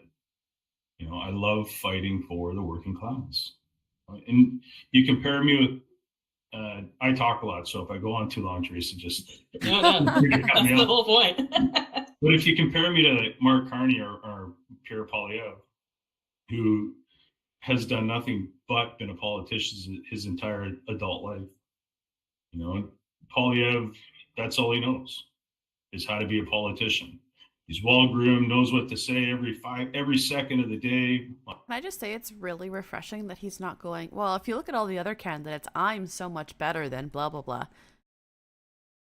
I love that he's, like, in general, the campaign doesn't do that. They're not out to play dirty politics with each other. For the most part, anyways. Except when he says that electricians steal lightning from the gods in their hands. And then you got Carney. Yeah. And he's a banker, right? So he knows how to deal with bankers. He knows how to deal with corporate boardrooms, which is all fine and dandy, but he doesn't even know, like he's not in touch with what happens with working Canadians. He doesn't know the struggles that we go through. Yes. You know? And you got to look at Dave Barrett from the BC NDP. He came from social worker class, working class. And look at the good things he did in that province. Nicole Turmel. She was the first female president of PSAC. Then became a politician, or not your regular everyday politician, because politicians that come from the working class aren't the same as your everyday politician. We're different. We're built different because we've lived the struggle. And she led the party. Pierre Poilievre so thinks I'm we Thor. bring a different. I love that. We bring a different feeling to politics because we know what it's like. There seems to be this gap in the political class of Grandpa Simpson? understanding what it is like to be on the shop floor, to be working out of a store, to be clocking in and out. You mentioned clocking in and out. I just had like flashbacks to like, you know, being docked for every 15 minutes that you were in or out and closing up and not getting paid for that and all that kind of stuff. There's a lot of people in politics who just do not have an understanding of that. And then there's a lot of people in politics who do have an understanding of that, but then they go into politics and sort of seem to forget that background. So what really inspired you to enter into politics at this point? Was it a frustration with people just lacking that understanding? I was angry. You know, I was angry at a whole raft of things. I was angry that the Liberals would politic left and then they would rule right on behalf of their corporate masters. I was really angry that Poilievre could sell himself as a worker. I was angry at the party I want to lead because we drifted away from our roots. We drifted away from the working class values that we grew up on. It was almost like we were drifting center. We wanted to be like the other two groups, right? But we're not like the other two groups. And it was out of a sense of frustration that grumpy agreement that noises. there is nobody out there that's willing to speak for the working class. Like when I did the French debate, or the attempted French debate, I love self-deprecating humor. So like I think that's fair. I did watch it, and I agree. Yeah. Like I wore my work boots with my suit, right? Because that grounds me. That's who I am. Love that. Right? And if you ever get to a point in politics where you feel yourself drifting away from who you are and becoming something different, then that's time for you to get out. Right? And I've told all my friends, I've told my friends and colleagues that are working with me on this campaign, all the vast amount of volunteers, said, if I ever start to become the person that you don't want me to become, tell me so I can check myself or I can check myself out the door. I love that. I love that notion of being humble enough to be like, look, I know I'm entering into an industry where the majority of people end up drifting so far away from who they are as human beings. And if that happens to me, pull me back out of it. Because I don't belong here then. Like, you have to represent the people that you're representing. And I represent the working class. So I want to talk about that a little bit because it will, Neuropunk, absolutely. I think people, the term working class is open to interpretation because I think different people think different things about it, which is, true of most terminology in politics. People don't always come at things with the same frame of mind. When you're talking about the working class, though, it's a pretty inclusive label, and it's not about labor specifically as people's position in the economy. Can you talk a little bit more about that? Because I find it really interesting, like how broad it is from your perspective. Yeah, for sure. And I appreciate it because I do read Reddit once in a while. I do have a Reddit account, and I will not give up. Oh my goodness, this is if he's about to say what I think he is, this is the best quote of the entire interview. But my handle. So to me, working class means anybody that doesn't own the means of production. Oh, not yet. Unless it's workers that own the means of production. Okay? Because then the working class are owning that means of production. It means a nurse that has to work like obscene amounts of overtime to make ends meet, or has to work a second job just to make ends meet. It's the small business owner that's getting squeezed out by big corporations like Amazon or Walmart or Temu, or pick one of them. It's young people that can't move out of the house. It's laid off workers that can't find a job, the 1.5 million of them in this country or whatever it is now. It's people that want to work but can't find a good job that can support them or maybe their family as well, or they can't find a job at all, or if they do, it's for $17 an hour and they can't make ends meet because nobody can live off that nowadays. It's people with disabilities. Hell yeah. Because the liberal governments and the conservative governments that we go back and forth just about every election, they don't care. They have no heart. It's people that can't work for whatever reason. They can't work. It's indigenous workers. It's migrant workers. If you're worried about how you're going to cover the costs of your daily lives, your rent, your grocery, your kids' future, how do you save for your kids' college or university education when you can't even make your daily ends meet? That's the people. That's the working class to me. And together, like all of us together, we're the majority in this country, and we should control the country. We should be saying enough is enough. We're the working class. We create this country. We built this country. We run the country. And the NDP has got to be squarely on the shoulders of the working class. Oh. We need to be on the side of everyone who's being told the economy is working great while they're working harder than ever. But they're falling behind every single day. That's the working class to me. And those are the people that the NDP has to represent. I want to touch on something that you brought up, which is people with disabilities. So we just had the Day of Recognition for that last week. Mm-hmm. And I noted, as somebody who cares about these issues, that the Prime Minister did not even make a statement about it, which to me is appalling. And politicians refuse to see lobbyists.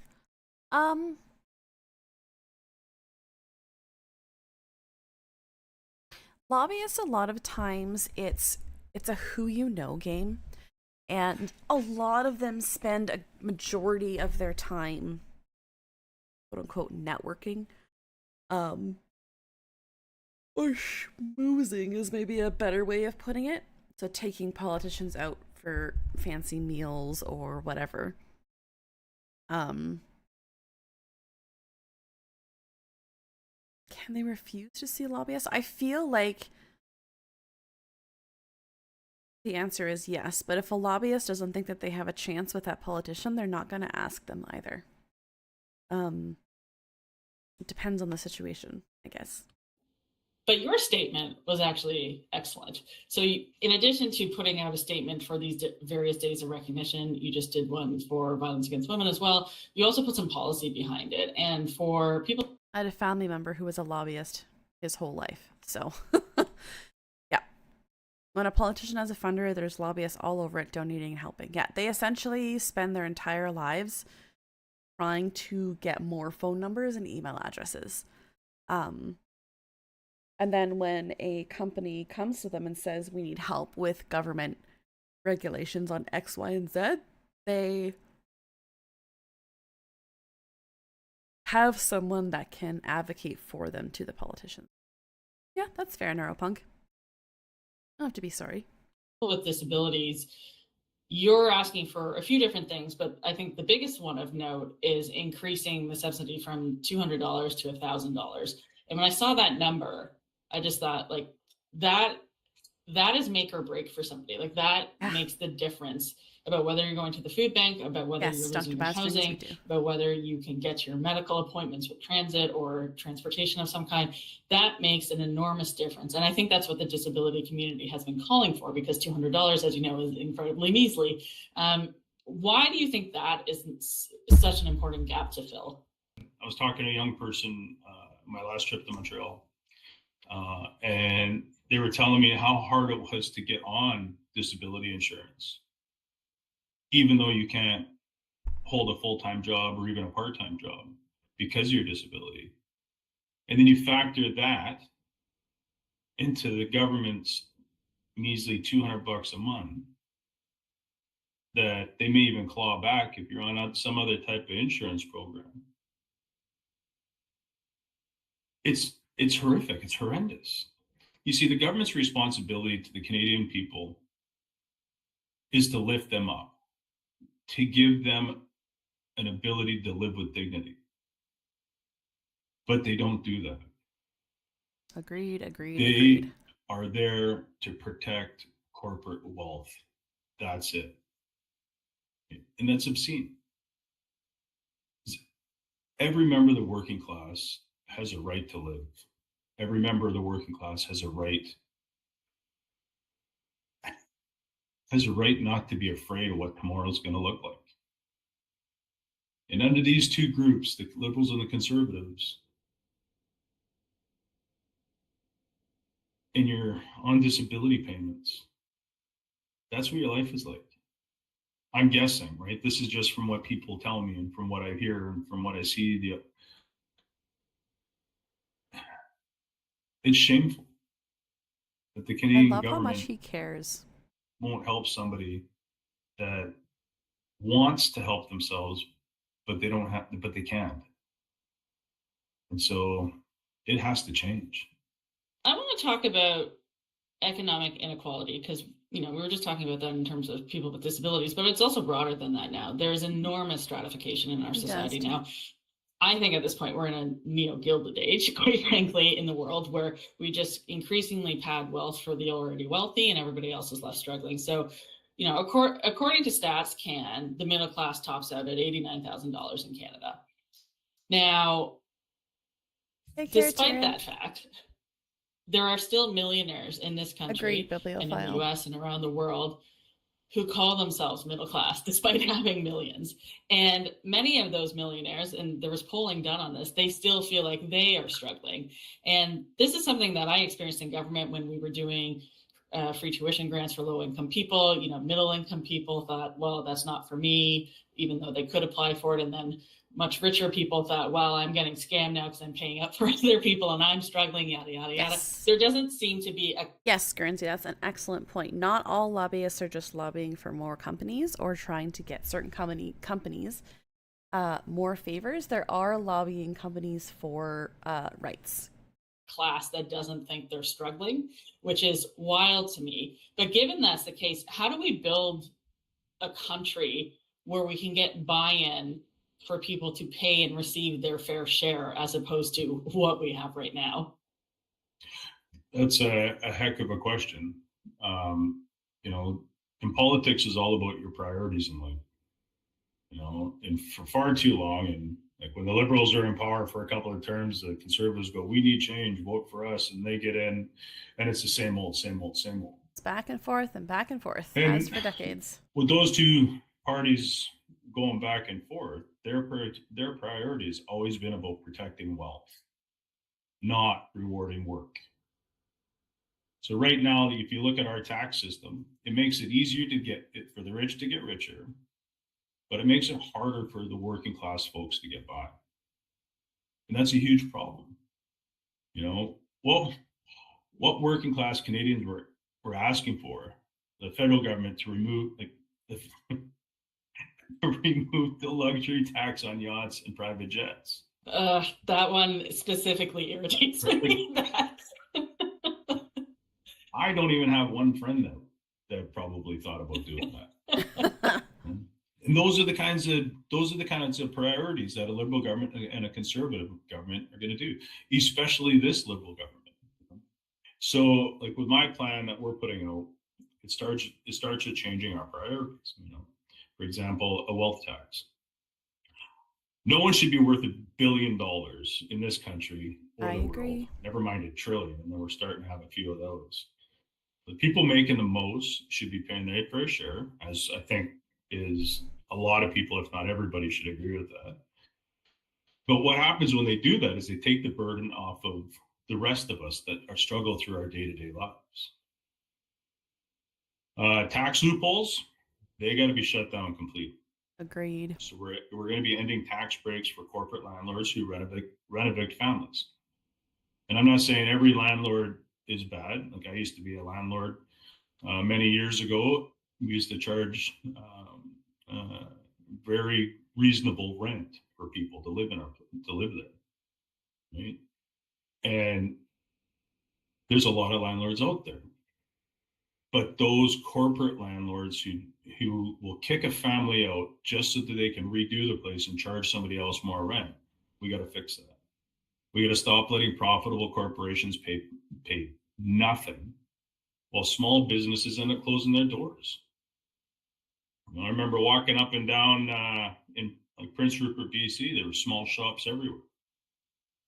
But there's closed doors now up there. Yeah, it's the same thing in my We got to make sure that people that make local millions stores of are dollars closed. actually contribute where they should be contributing. You know, we're going to stop giving out corporate free rides because that's killing us too. You know, every public dollar that we send to a company to help them be lifted up, there is going to be a guarantee from them that they're going to keep the jobs and the company in Canada for long term. And they can't just pack up and run away. That is interesting, Guernsey. You know, there's going to be no more blank checks to businesses who take public money only to turn around and lay people off. Like, look at Algoma. $500 million. Then they go around lay off 1,000 people. That's ridiculous. Right? Or these telecommunication companies, they farm the work south of the border to a right to work state, or they ship it overseas, or they treat their workers just trying to drop a swear word in there. No, go for it. We totally endorse that here. Or they treat their workers horribly. This all is going to end because it's about priorities. When you get into politics and you form government, it's about your priorities. And so when they're finally paying their fair share, we'll invest in what actually matters, what people actually need.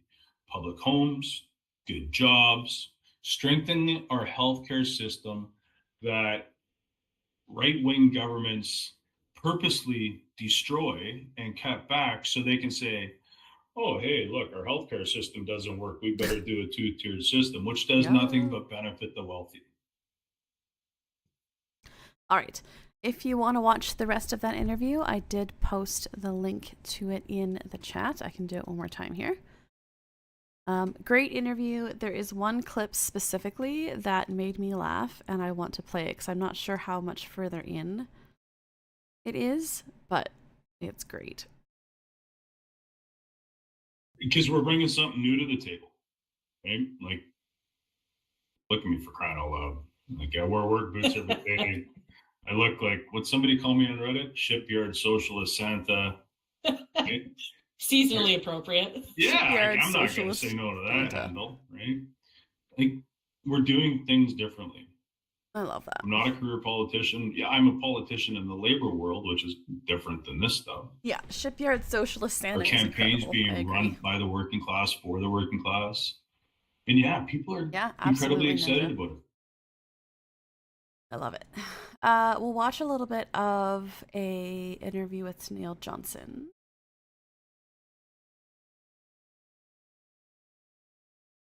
Some volume. The process of getting the donation website up took a very, very, very long time. I don't know when Tony got his donation link, but I'm raised in Campbell River. To Left of the Box, bonjour, bienvenue. I'm Sandy, and joining me today is a candidate for the federal I'd vote for Shipyard Socialist Santa. Yeah, I would too. Santa is already socialist, all in red and distributing toys to all children. Again, this is a channel called Left of the Box. If you have Left of the Box a minute, you can go give them a sub or a follow, whatever it's called on YouTube. I wish we could have dual party leadership, Rob and Tony, and later they both be prime minister. I know. I just hope that especially Tennille and Rob and Tony, for that matter, if they don't win, they stick around and become MPs anyway, because I just think they're all so great. NDP leadership, Tennille Johnson. It's Welcome. very quiet. Yes, thank you. Thank you for having me. So why don't we start off with you just telling a little bit about yourself, your background, why you decided to get involved, what you feel like you can bring to the table. Okay, so that's like That's very big ask Guernsey. right off the bat. I guess, but, I do too, Dr. Bastries. Get to know my audience. My audience will get to know you, type thing. Yeah, totally. So I'm Tennille. I am calling from, or streaming from, I guess, Licklithdow territory, which is my home community in Campbell River in BC on Vancouver Island. Born and raised in Campbell River. I've lived here most of my life. I did do about a decade down in the South Island in our big city of Victoria, which is where I went to school. I did both my undergrad and my master's in social work. So that's the lens that I kind of bring to everything that I do. I got involved in politics primarily through student politics. When I went to post-secondary, it was something that was really interesting to me. And as soon as I got in, I was just like in the trenches of it and I couldn't get myself out. I was in everything. And it was a huge privilege to be exposed to the different levels of government within student politics, and then also getting some experience with the Canadian Federation of Students, which was really cool to see how the student movement organized from both a provincial scale as well as a federal scale and how those two layers worked together, which was really a privilege. I ran in my first municipal election in 2022.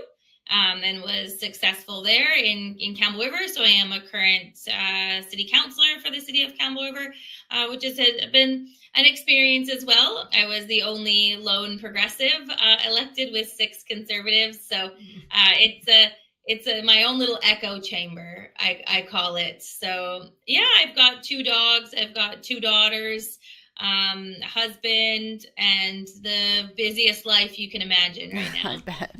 I can imagine. It sounds like a handful. What are your dogs' names? So the bigger of the 2, her name is Ro, and she's this orange kind of border collie Sheltie mix. So she's a little bit crazy. And then we have a wiener dog, and his name is Finn, and he's very cute, but very anxiety. He has to be on you or touching you at all times. Yeah, I love wiener dogs. It's one of the things if I were to ever get one, but I'm more of a cat person. So they are pretty much half cat. Yeah. I have 3 cats. So cool. Yeah. So what made you want to run for the leadership of the federal NDP?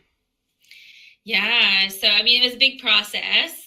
As the leadership race was kind of coming up and there was lots of discussion around it, was really looking at who I was hearing was maybe going to run and really watching for that person that was going to inspire me, knowing that it was going to be then my job to inspire other people underneath that leader.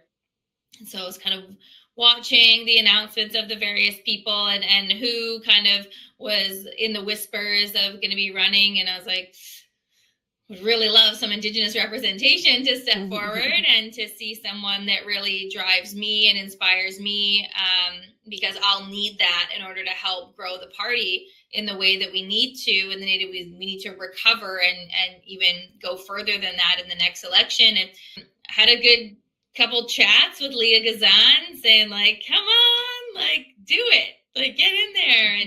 And you know, she was like, I've got some other stuff that I'm going to be up to, and I'm pretty, you know, content with where I'm at right now. Like, she does a phenomenal job at representing her riding and Indigenous people across Canada.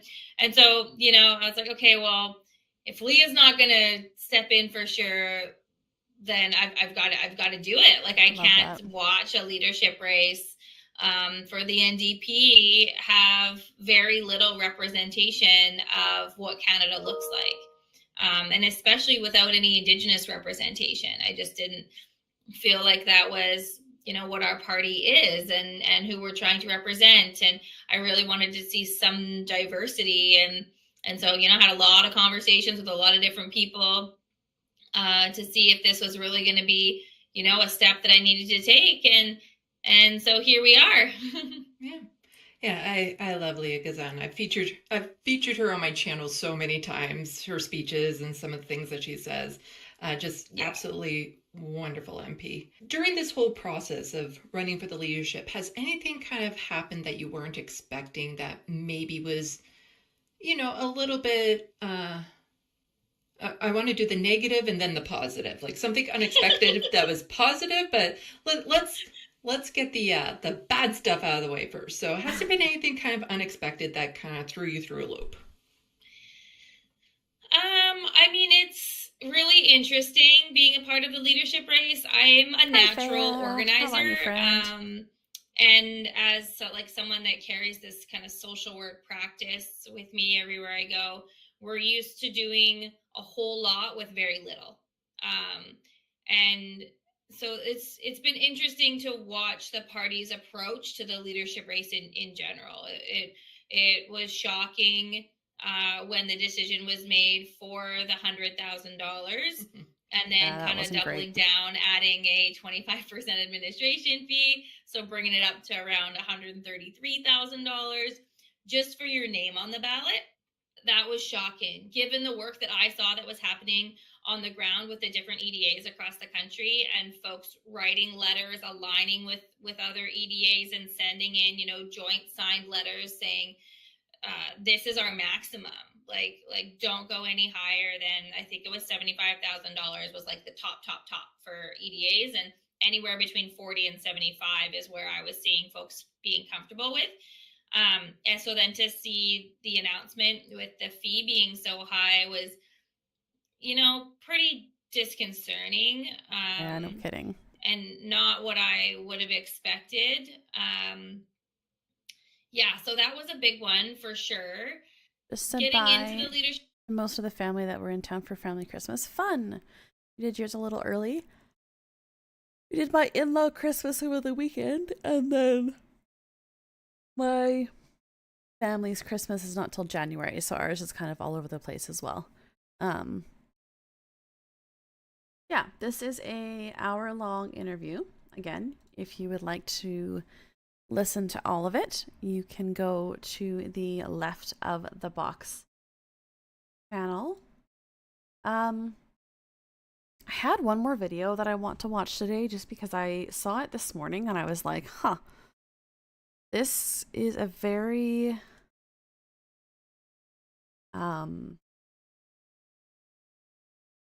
informative way to cover this topic. I'm just gonna find it back. And that will sort of be the end of the live today because I am exhausted. Where did I go here? All right. Sam Altman. We are going to talk and watch a video on water use, the AI water use. Your eldest niece is now using her version of my name regularly. Oh, I love that. My actual name is really hard for kids to say. It has a lot of like hard consonants, so I usually just get called Auntie for a while. I'm going to take a quick couple-minute break, and then we're going to watch this video on AI water use. So I will be back in 5, 6, 2 or 3 minutes, something like that. We'll see you in a second.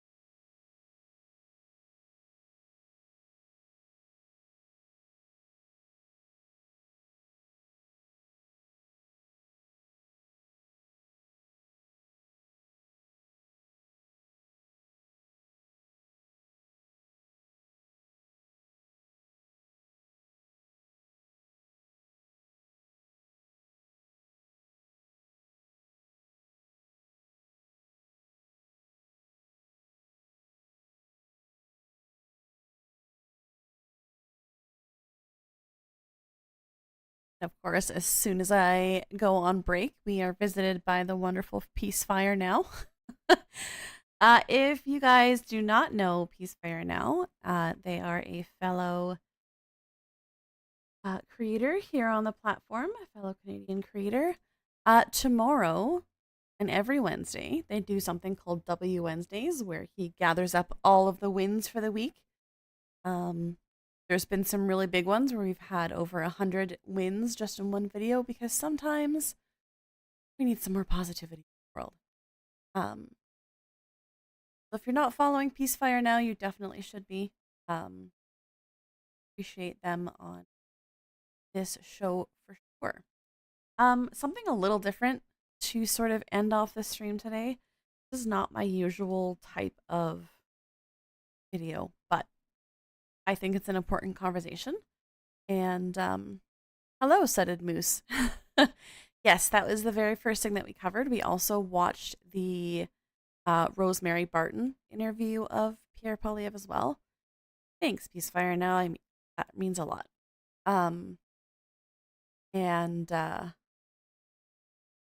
Yeah, I just thought it'd be an interesting topic to chat about at the end of the stream here.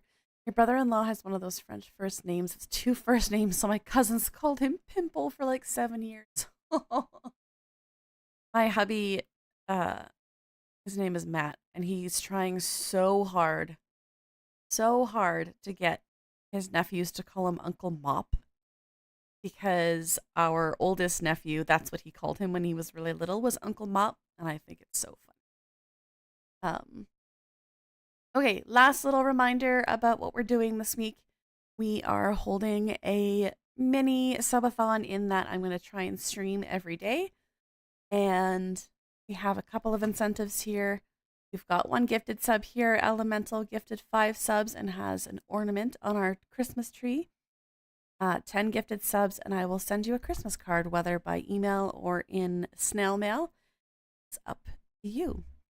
All right, let's watch this video together. This is a video by Hank Green, entitled, "Why is Everyone So Wrong About AI Water Use?" And I just thought, you know, we have a lot of conversations, specifically in the Discord, about the fact that we don't use any AI generated content. No matter what, it's something that we've had as a rule for as long as I've been in charge. Yeah, 50 subs in the mods forced me to play a terrible game. Y'all want to know? So I am a humongous Lord of the Rings fan, like major nerd. I've read all the books, including the extra ones, and Lucky wants me to play the Gollum game, which universally has been named the worst Lord of the Rings game that exists. And that says a lot. Mega Man X7. Yeah. And he's trying it any which way to make it so that I have to play that game. And yeah, not looking forward to that. All right, let's take a look at this video together, shall we? Your brother's dog's name is Bilbo. Love that. What's up? That again. Love playing The Hobbit on PS2. Yeah, there's some really solid Lord of the Rings games. When I was in high school, I was 100% a Lord of the Rings online player for a couple of years. Think you can get May to play Helldivers? Oh my. That would take a lot. You should come back into Moria. I heard she's ready to take down a dragon. That's awesome. Your blind friend streamed X7 while getting progressively more intoxicated. Yeah, I don't know that Twitch would love that, but yeah. All right, let's do this, shall we, friends?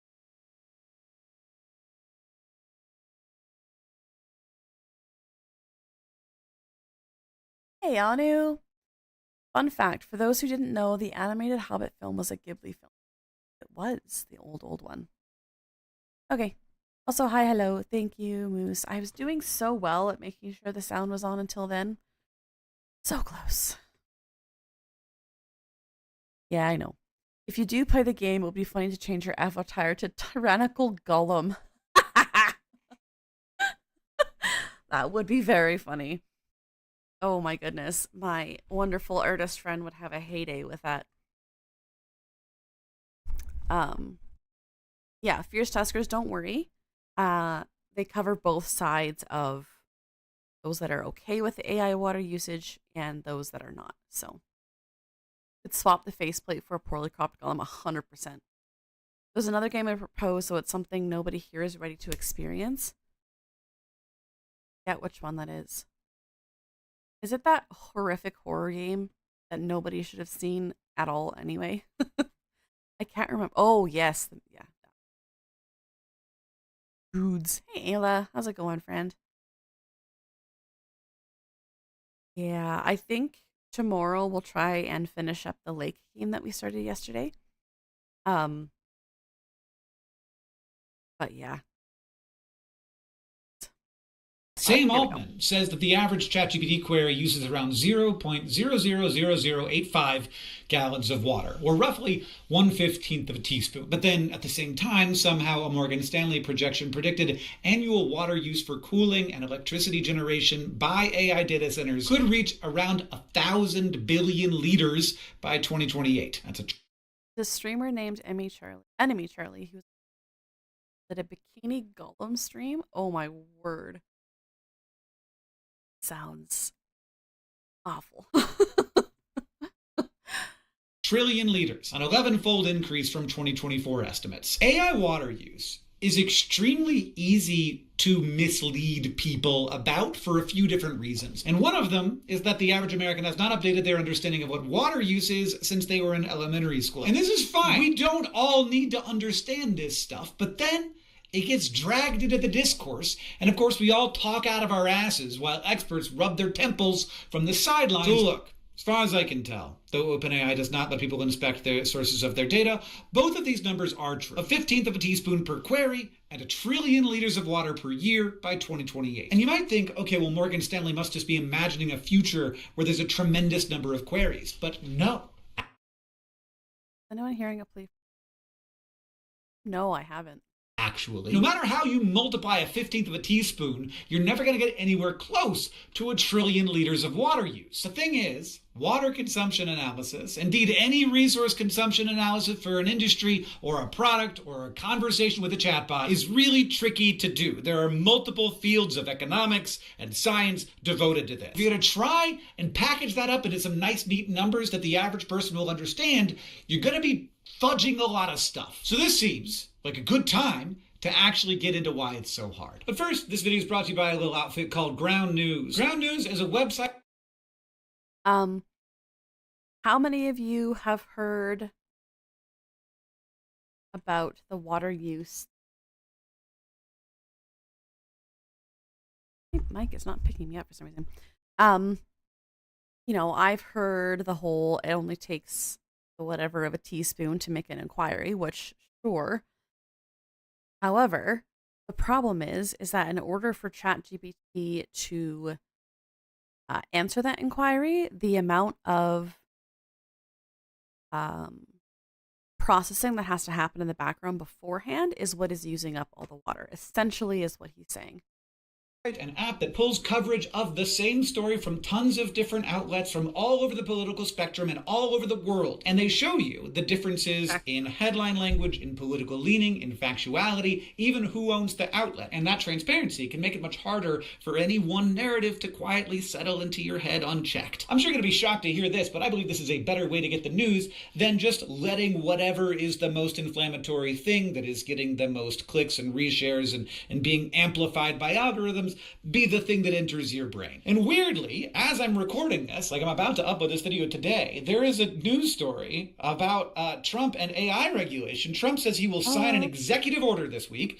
So not a law passed by Congress, just an executive order that the president has created all on his own on the AI approval process, which is, I guess, one way to say it. This story has been covered by a lot of outlets, more on the right than on the left, but pretty decently both sides. Now I can click see all here and I can find outlets that I like Reuters, and I can click and read that over on Reuters in a place that's not breaking Reuters' business model so they can keep employing journalists to do this work. But it says President Donald Trump said on Monday that he would sign an executive order this week that would create a single national rule for artificial intelligence, which the industry has said is necessary to override disparate laws passed by U.S. states. Amazing the difference in reporting when you look at different news systems. It's why when I do my research, I try to pull from more than one source, or at least I look at all the different sources before I choose the one to use for stream.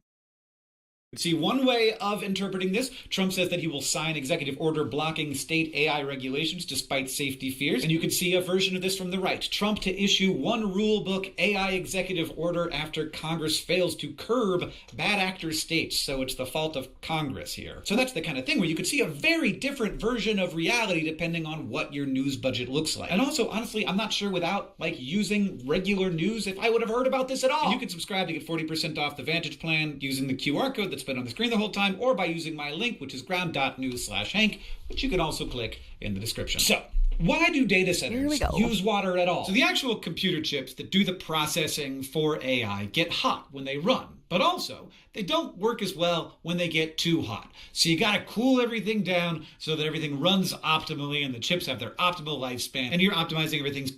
Yeah, ground news in Canada is not quite as up to date as it is in the States. Hopefully it gets better, but you're right.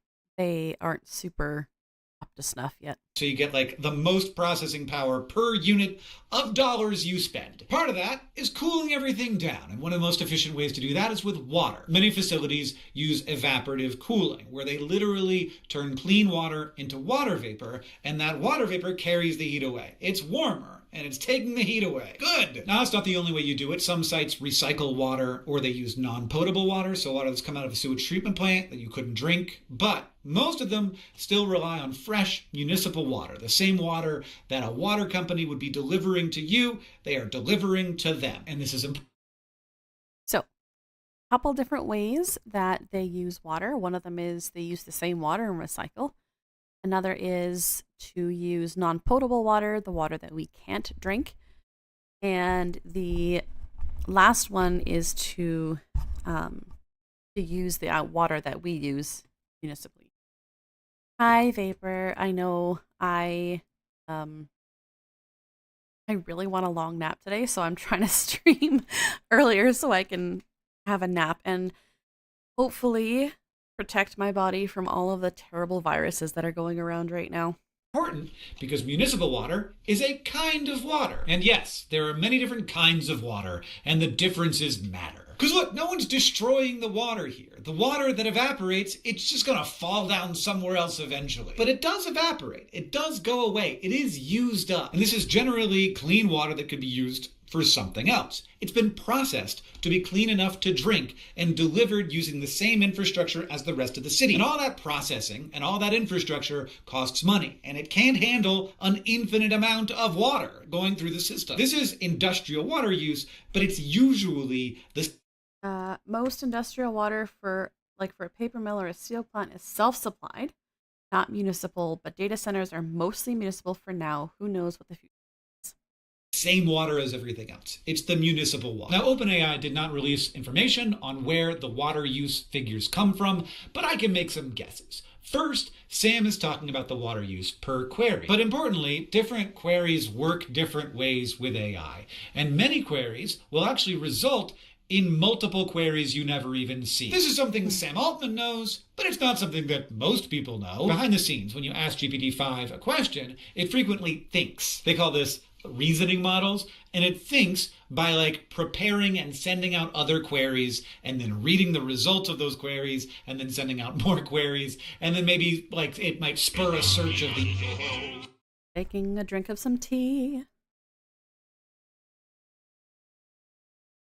Yeah, so to say that your one query costs that much of a teaspoon is one thing, but the amount of processing that has to happen before and during for it to answer you is a lot. Internet. So if you ask it a somewhat complex question, it will run an initial query, and then it will take that response, it will evaluate it using another query. It sometimes runs follow-ups until it's happy with the final answer. All those extra queries are additional queries. So one query might not be one query.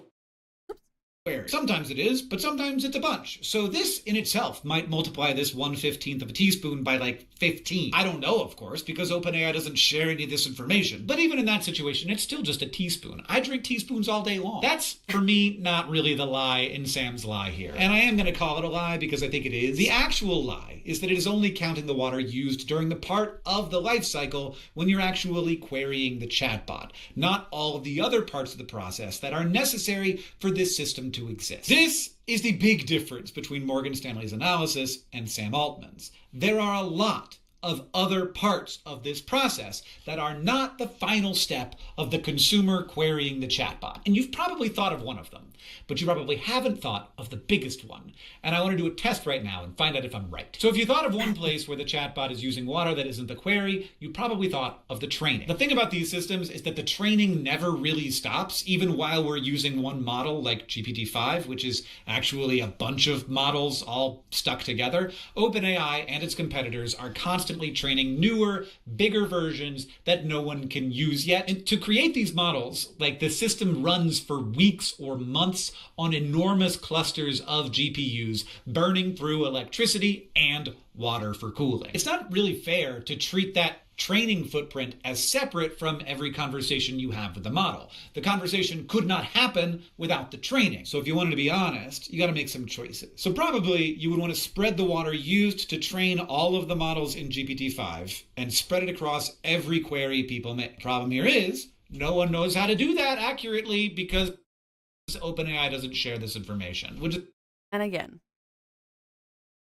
one of the many things that I have an issue with AI is that they don't have to show the process of how they're getting their information. And it's the reason why so many people's art and words are being stolen.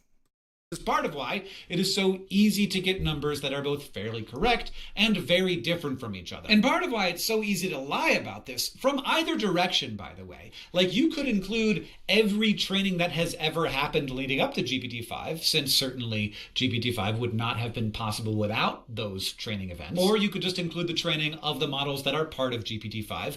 Or you could also include the training. GPT-5 is not one model. It is a model that is a bunch of models in a trench. Every query it figures the model it wants to use. Of models that are not being used yet. You could say if people didn't like and didn't use this product, then those training events wouldn't be happening, and so we should include those too. All those different choices will yield different results. If you want the number to look small, you could do that. If you want the number to look big, you could do that. And the training is a very big part of what makes these things work. Once you make a model, an individual query isn't that hard, but building the models is very energy intensive. According to estimates from the University of California, the training of AI models can account for around 50% of their total resource use. The training is big. And weirdly, Sam seems to have decided to not include it when discussing the water use of a ChatGPT query. Because look, it is true that any individual query doesn't use that water. With resource use analysis, you have to decide where to draw the line. But look, anyone doing actual analysis would definitely include the training because it's obviously a needed part of the process. But of course, this is messy. The more a model is used, the more the training cost in dollars, electricity, and water gets distributed across queries. That training water has already been consumed. It isn't being consumed anymore. Though, again, they are always training something new, and they seem to believe very powerfully that future training will be more, not less, resource intensive than current models, since that's the whole thing that's causing them to build data centers the way beavers build dams. The data center build out is nuts. All of the system we have now works for what we have now.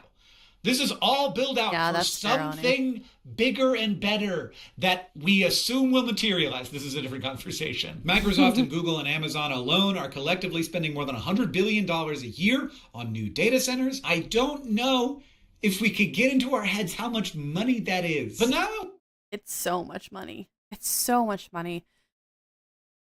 I want to talk a little bit about what I see as like misleading in the other direction. And it's all going to make sense. But all right, so now we've talked about how the one side is lying about the water usage. Now he's going to switch to the other. Those of us that claim that the AIs are taking over our... kind of misleading in the other direction. So if you have heard truly massive numbers relating to AI water use, the biggest source included in those analyses I have not mentioned yet. This one is hidden enough that most people do not think of it. We know that data centers use lots of water, but they also use a lot of electricity. And you know what else uses a lot of water? Power plants, specifically thermoelectric power plants. So a lot of power plants work in the following way. First, you make heat Then you expose water to that heat, it expands into steam, and that expansion drives past a turbine, and that turbine then spins, and that creates the electricity. But then on the other side of this, no one ever thinks about what happens. It doesn't just vent out into the atmosphere. You actually have to suck the steam through by recondensing the steam after it passes through the turbine. And the way you do that is by cooling off the steam, and the way you do that is by running the steam pipe through a bunch of cold water. So this is how natural gas and coal and nuclear power plants all work. And according to the U.S. Geological Survey, electricity generation accounts for, get this, 40% of all freshwater withdrawals in the United States.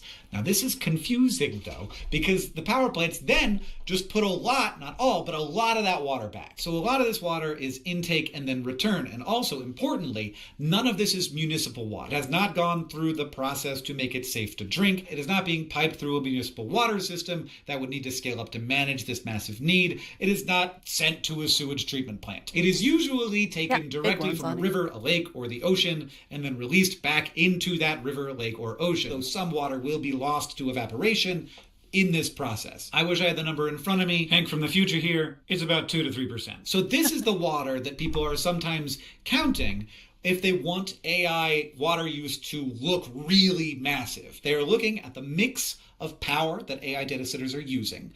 Oh, there's no question that 90% of AI projects and businesses have no... Yeah, there's no doubt that AI in itself is bad and is wasting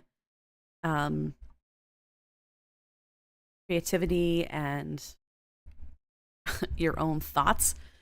This is just a video on how they're running those data centers. And then they were looking specifically at the thermoelectric power plants that are part of that. They're looking at how much electricity is being drawn from those power plants, and then looking at what percentage of that power plant's water use can be attributed to the AI data center. And they are looking at water that is coming in and out, not just water that's being evaporated away. Now, I don't want to say that this doesn't matter. Power plants use a lot of water. A lot of it evaporates when the power plants are running. And also, the waste heat that ends up in waterways can have tremendous effects on ecosystems, and that needs to be managed and regulated. Waste heat is a kind of pollution. You can't just dump heat into the ocean or into a river and expect things to go fine. In fact, rivers often, only a degree or two of difference, can really mess things up. But including the water that flows through a power plant as water use, it does feel a little wrong to me. Taking water from a river or a lake is different from taking drinking water from a treatment plant. Putting drinking water on your lawn is actually cheaper per gallon for the water company than using it in your sink or shower,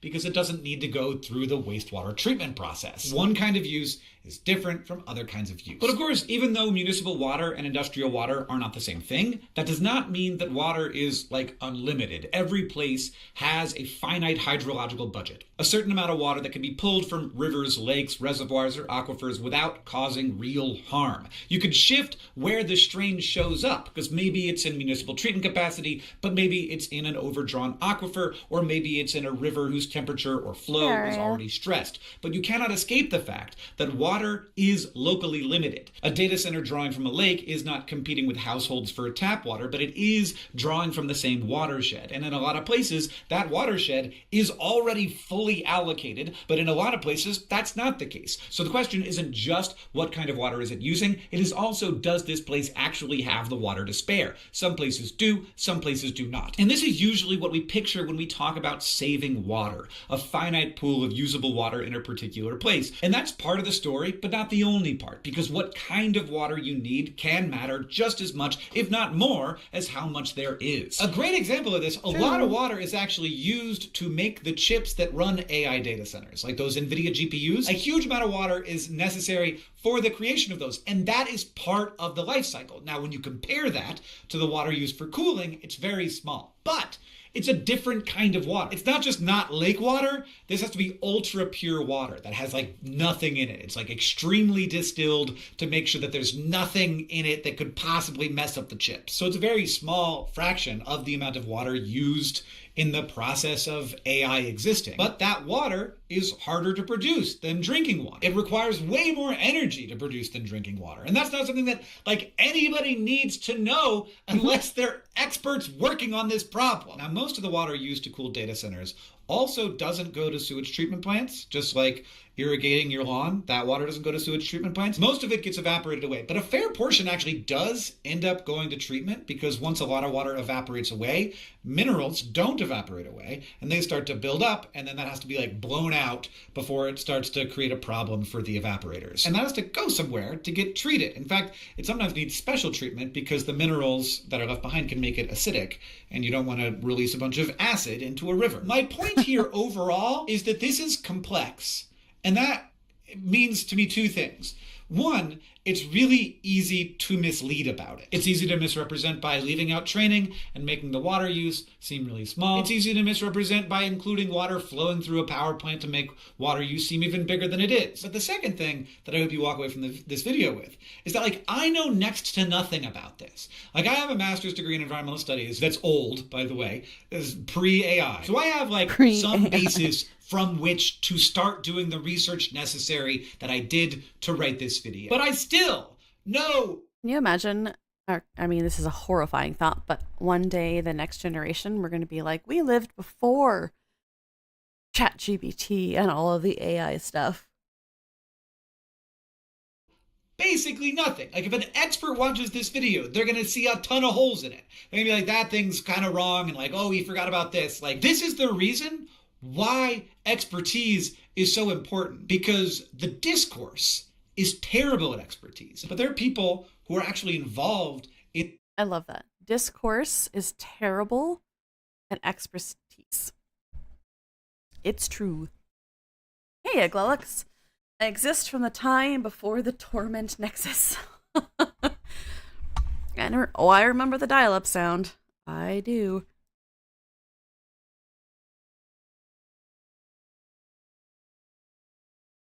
Getting off the computer, I need to make a phone call. Yeah, we had timed like timers for how much time you were allowed to spend on the computer, and then in between Mom would make her phone calls.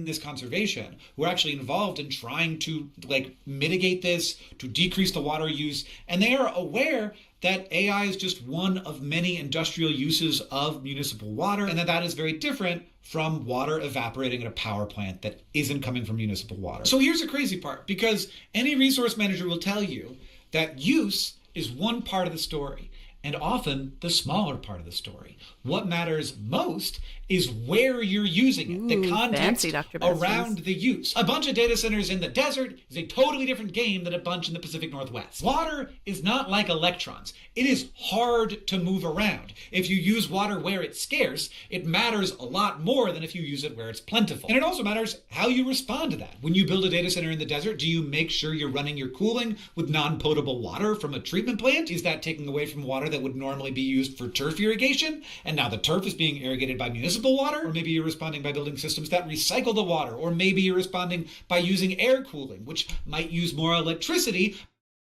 Trying to explain dial-up internet to college kids is wild. Yeah, I believe it.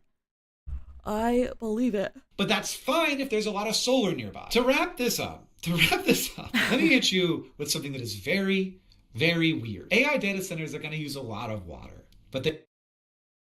Anybody have a guess on, and if you've seen this video, you can't guess. Any guess on what thing uses more water than AI? 4.8 kilobytes.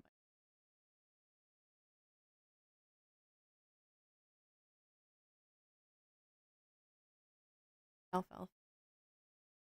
Alfalfa? Aria, have you seen this video? Hey, Morgan. Good morning. They're not going to use anything like as much water as the weirdest industrial use of water that we have. It is so weird. I hate it so much. Corn. Corn, you were right, Aria. This is a Hank Green video talking about AI water use. It's corn. Big lump with lumps, it has the juice, it has it. Now you're gonna have that song stuck in your head. is one of the thirstiest major crops grown in the U.S. Oh, On yeah. average, it takes between 600,000 and 1 million gallons of irrigation water to grow an acre of corn, depending on rainfall and region. Corn uses orders of magnitude more water than AI. According to the U.S. Department of Agriculture, U.S. corn production requires around 20 trillion gallons of water per year, compared to the total estimated global AI data center water use of around 260 billion gallons. In other words, American corn alone uses nearly 80 times more water annually than all of the world's AI servers combined. And Yeah, Neuropunk. I live in an area too where it's famous for its corn, and it's so good. totally forgive you if you are thinking right now, okay, Hank, yes, but corn is food. We eat it. Food is very important for people. But that's the thing. We don't eat it. Maybe 1% of corn is eaten by humans.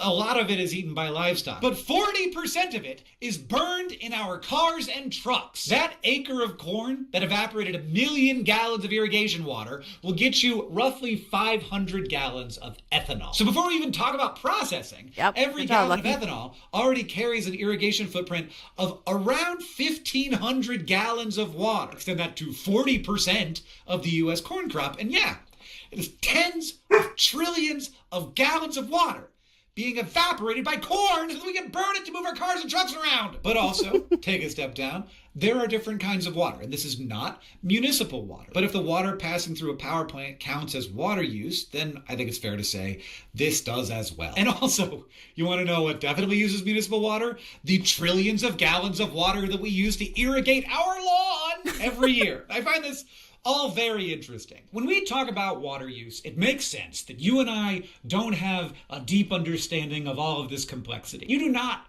need to have the level of complexity that you now have having watched this video. I don't really need to have it either. The reality is, some areas...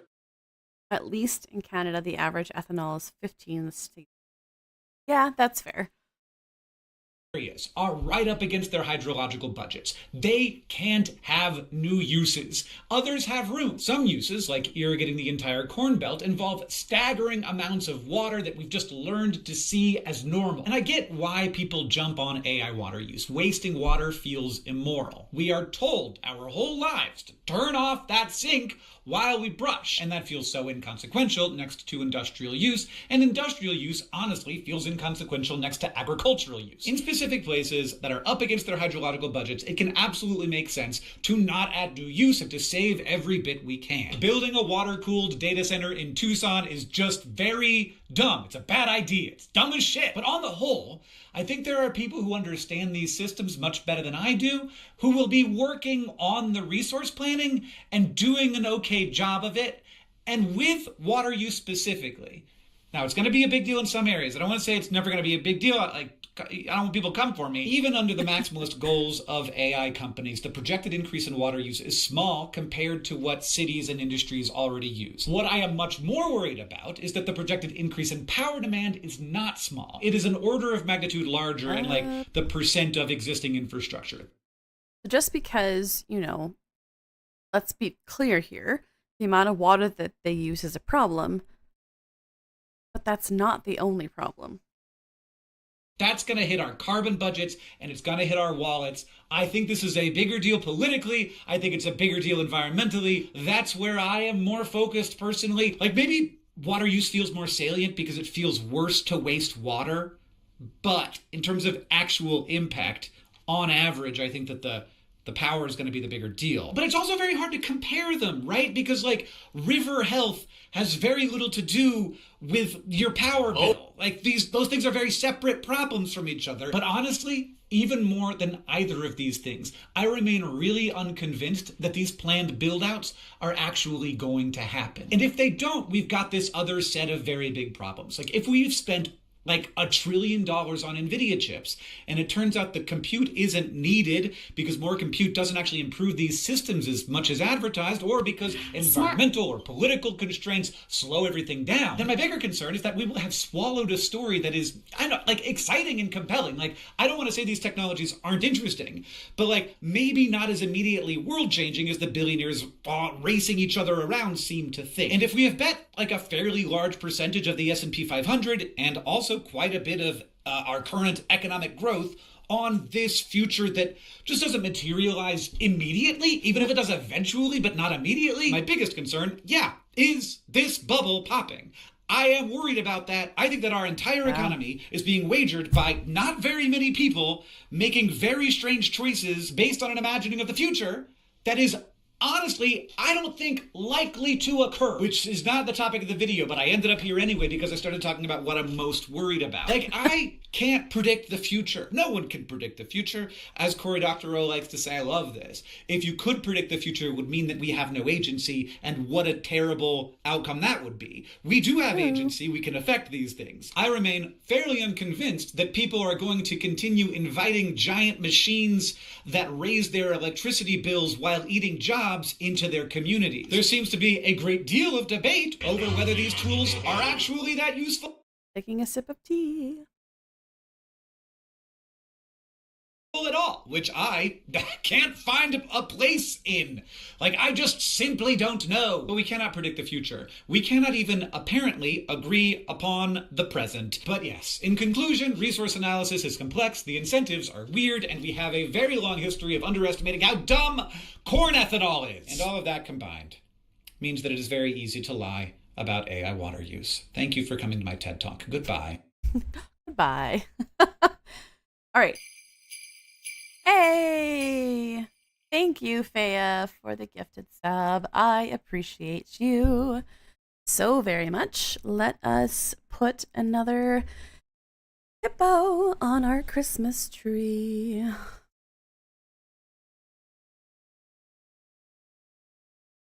Giant hippo. Little hippo. There we go. 49 more for the game. No, we've had 2. 1, 2, and then 5. So we've had 7 technically. So 43 more. If you want to get really technical lucky. Hey, Dan, how did your live go this morning?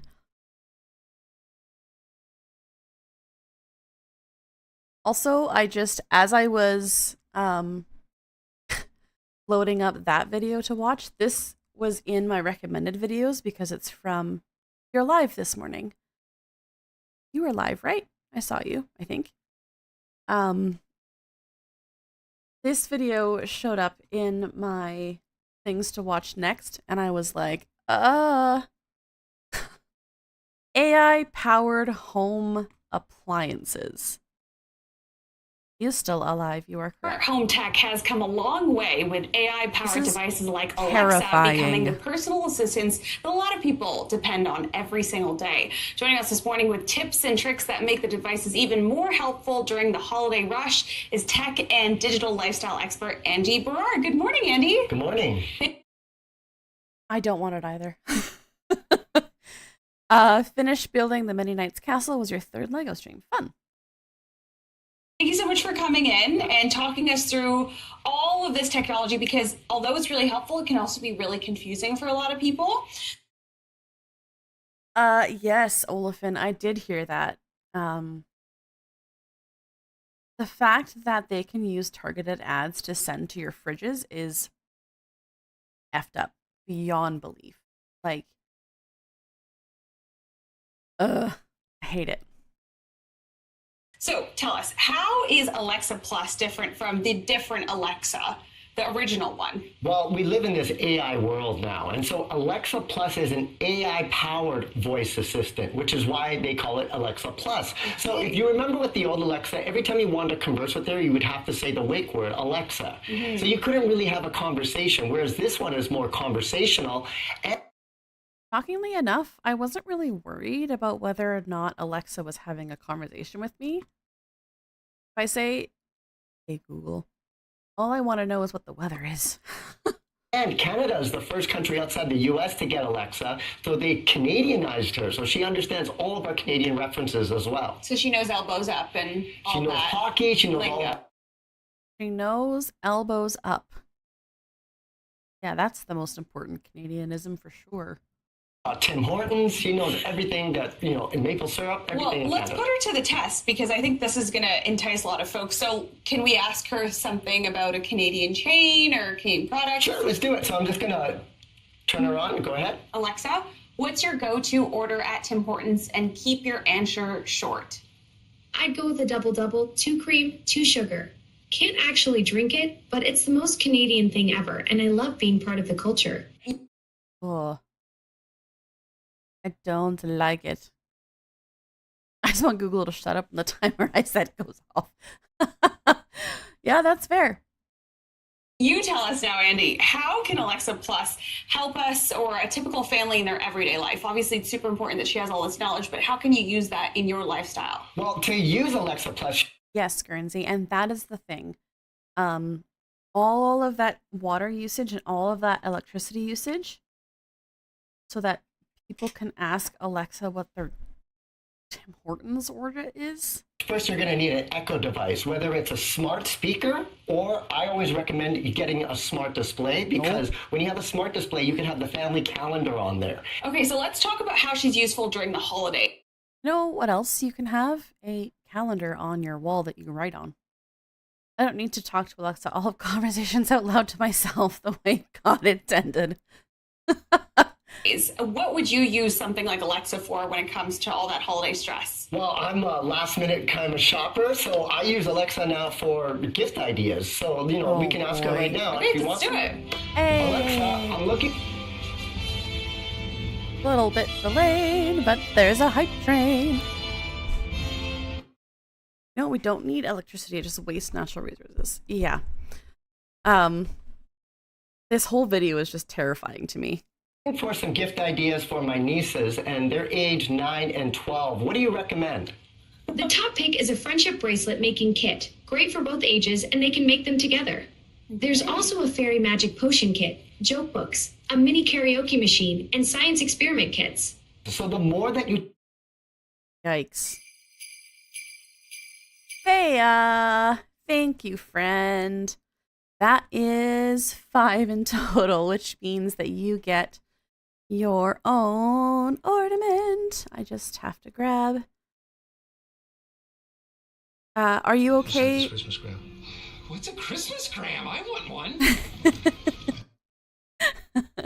Thank you for the bits. I appreciate it. You figured out how to do a custom amount. I love it. Are you okay with your profile picture being on an ornament, Faya, or would you rather I use a different image? It's totally up to you. Use one of your Phoenix ones as well. Yeah? Awesome.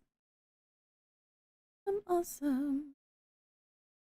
And we'll grab that quick. You guys can watch the rest of this horrifying video while I do that quick.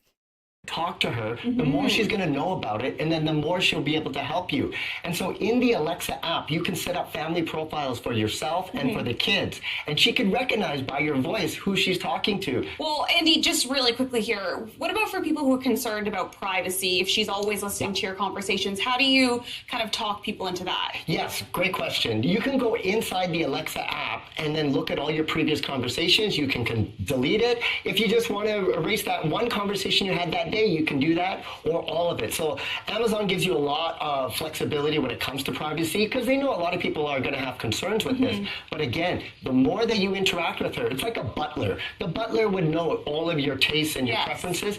I'm sorry. Alexa is not the same as what they used to do with butlers. Give me a freaking break. Oh. Lost Faya. I know. Hold on. I paused it.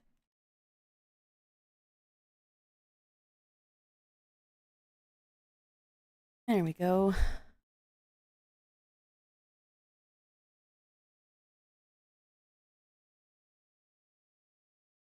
Yay, we have a Faya ornament. Thank you for the bits, Peacefire. Now I appreciate that a lot, friend. Thank you, thank you. There. There we go. There's our Faya ornament on our Christmas tree. Yeah, a butler is not a part of the freaking data center. Exactly. Make a version of the hippo with a little bow on it. Sure, go ahead, Vapor. I get my kids to ask their friends in person what they want for gifts. Yeah, exactly. Have conversations. I'd rather go through a 3 sub-menu to delete my conversation than write on a calendar. I know. Isn't that wild? Thank you again, Faya. I appreciate you. And thank you for the bits, friends. All right. She's like the butler for the home for the entire family. Okay, and where can people go to find out more? Well, the good news is... Christmas morning. Yay, Faya. Thank you. Or Faya, oh my word, my brain this morning. Thank you, Morgan. I so appreciate that. Thank you. Thank you, thank you, thank you. If you're an Amazon And Kiwi. Thank you.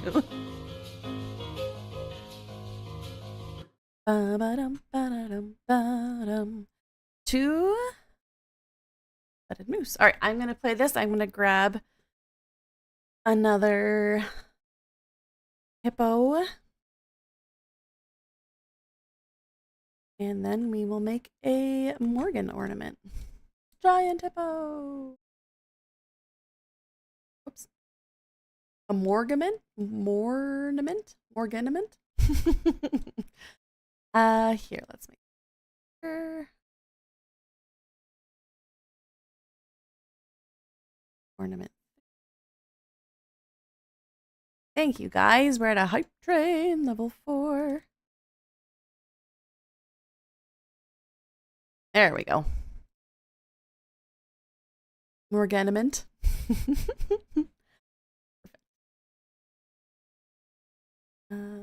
Oh.